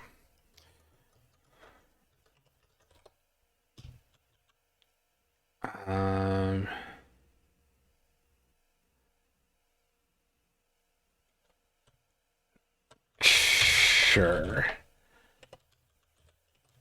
I could have done that in the else branch, but I think I like this better. Cool. So then we'll do. She is almost a year, real young.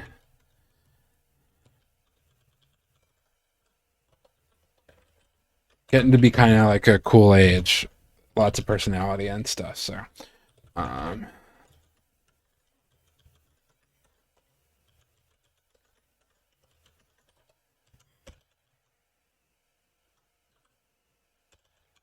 going to return this.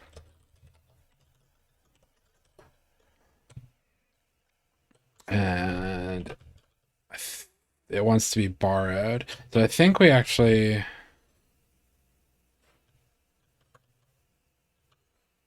want to return a borrowed U8 from get, right? Because index, okay.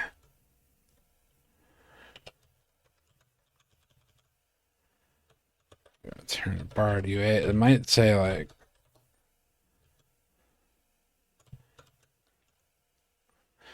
should be able to borrow U8 sort of seamlessly. Yeah. The right's behind a reference. Ugh, man, it's annoying. That won't work with the. Okay. We're gonna worry about that flag a little bit later.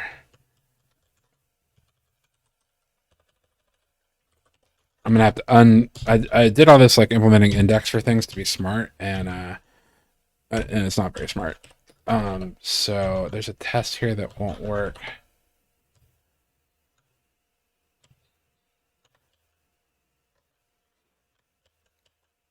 It's after read.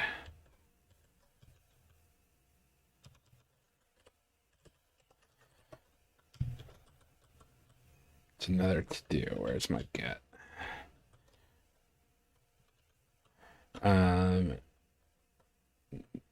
do refactor indexing because we need to do something on read here.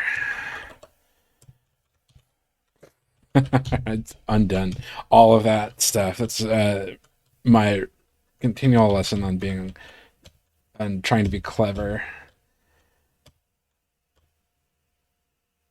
Oh, we can get rid of these. Get rid of that. Does need a new. And then we need to go to our chip.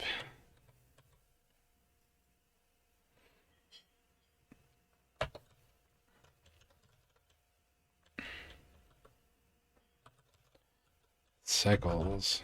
So we're going to need to actually just copy over our tick function more or less. It's going to be a little different for the chip.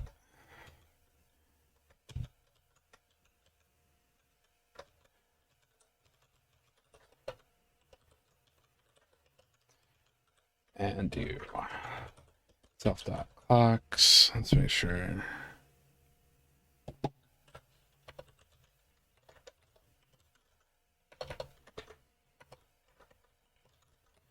Clocks. Then we need to do self.memorymap riot tick by clocks.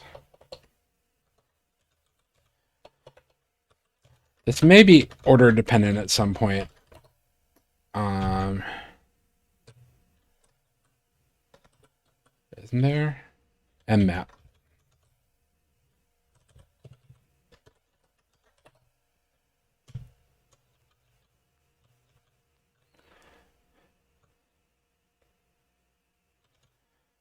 One of these has the same name. Self.clocks. What is it called here? Cycles. It should be clocks. We'll call it cycles for now.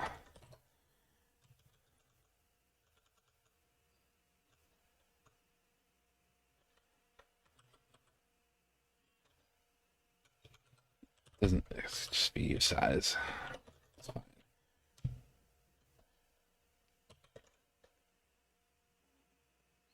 Then we have a bunch of errors here, but should be pretty easy.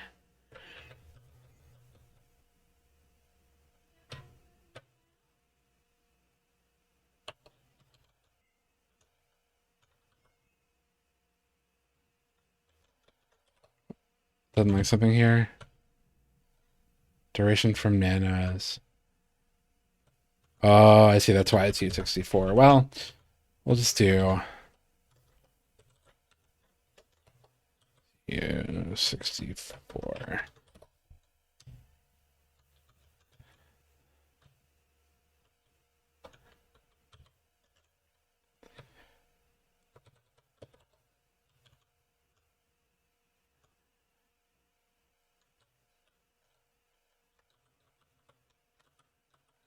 So it doesn't like that I'm borrowing here. So I should just be able to. That works. Okay, so if I look for riot, actually, if I look for riot.get, then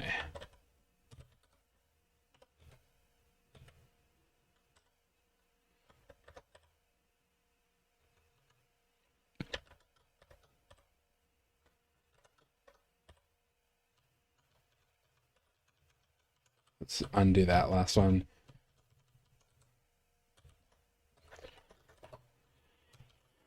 Okay, so that, let's look at FD. Got a couple.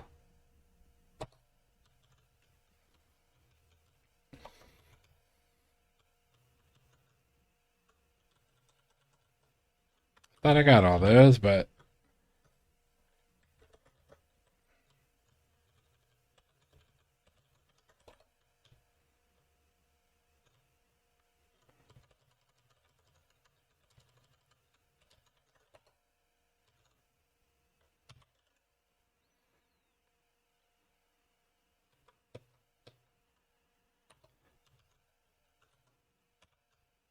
was wrong.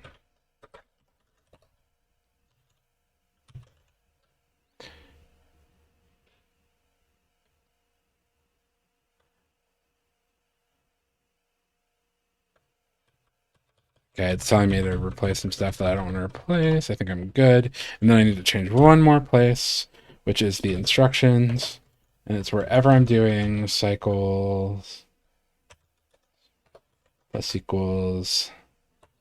I replace that with let's see, QW.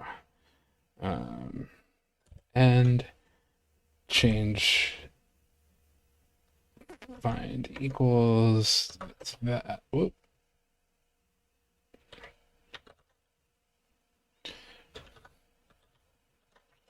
Then we'll go to the next one. But I think this one will end when I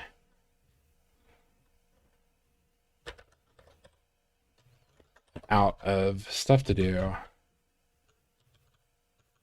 And cycles.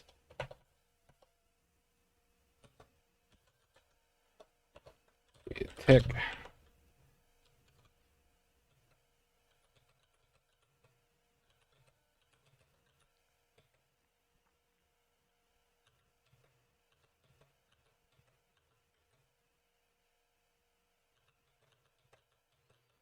Could have just done a find and replace, I believe.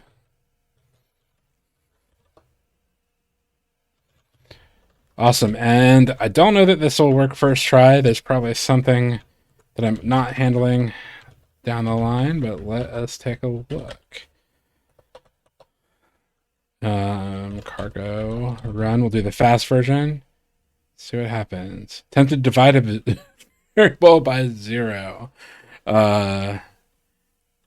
That's not what I expected. See how far I get in my debug. Not very far. Okay, so that happens pretty quick.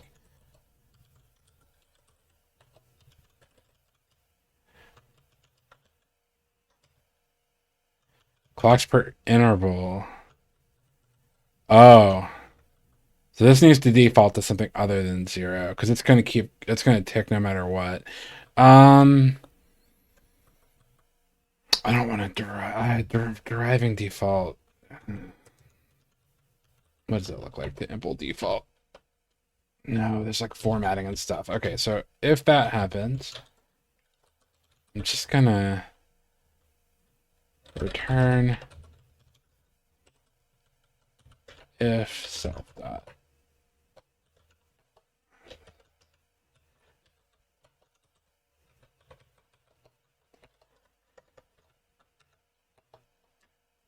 I would like to eventually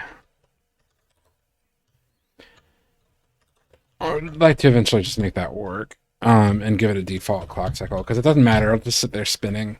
But it's what it would do on the machine. So if I run now, okay, I'm at the same unknown instruction, which is actually great. I think that means it did that like timer. Let me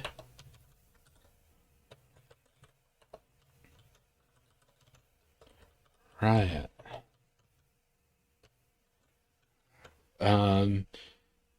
So then it's like going over the, oh man, I was always mapping out the TIA. So I'm not going to do that. I'm going to print out the,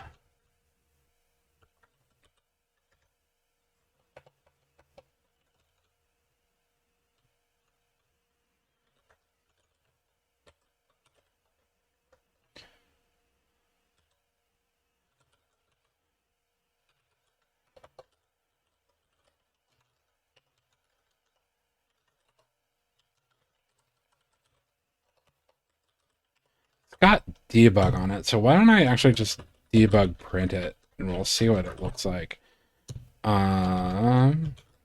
Once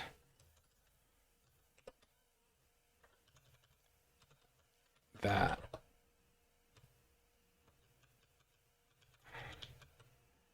consider borrowing here. What isn't it like about that?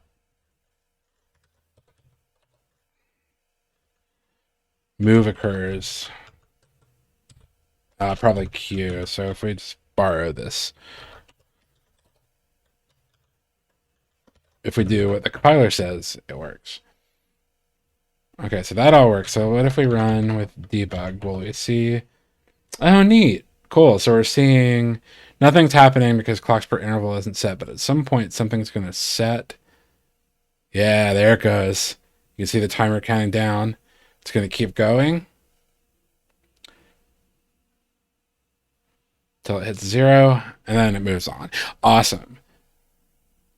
That feels like a major success for just a couple hours of streaming. I'm gonna commit that. We'll definitely format the. Thanks. Hey, Togglebit, how's it going? I'm actually about to head off, but yeah, that some mind-bending math there, / me not remembering how math works and stuff like that. I keep your last couple streams have been super early. I'm sad that I've missed them. How are things going on the TUI front? Is alpha imminent?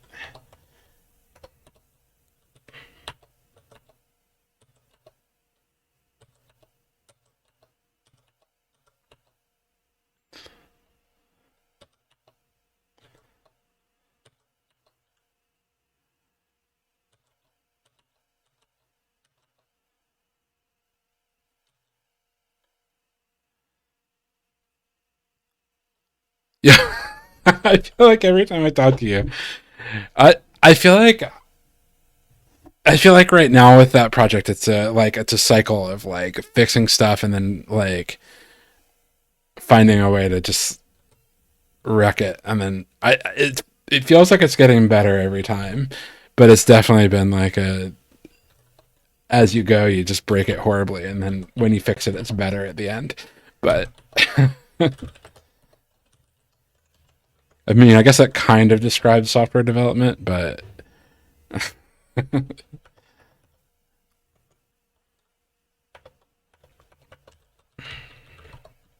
so we're going to hook up Riot chip to the main processor.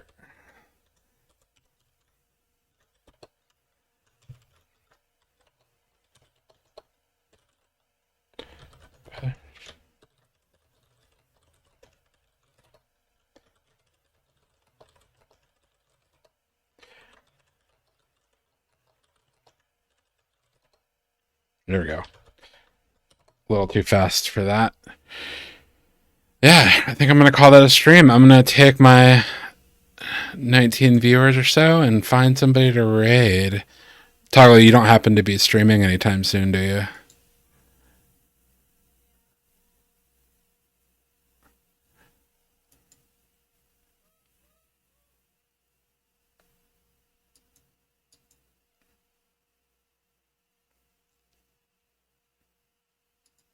I have one candidate, but let me see if anybody else is doing rest before I take us back to him.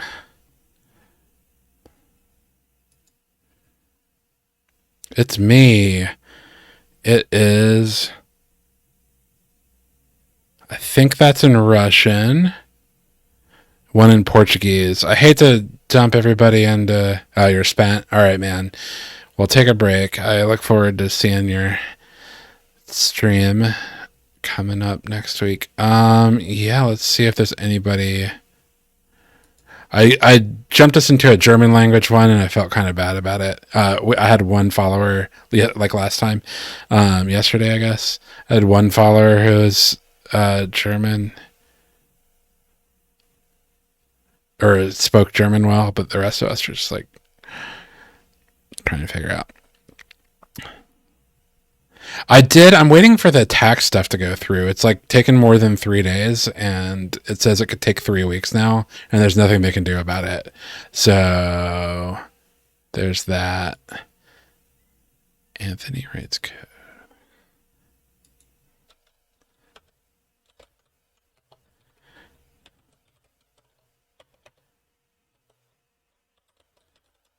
This guy is an awesome Python developer. He wrote one tool that I've used heavily called Pre-Commit that like is just really useful at like running checks whenever you commit your code and stuff. And he's working on his own text editor. So I will take us over there.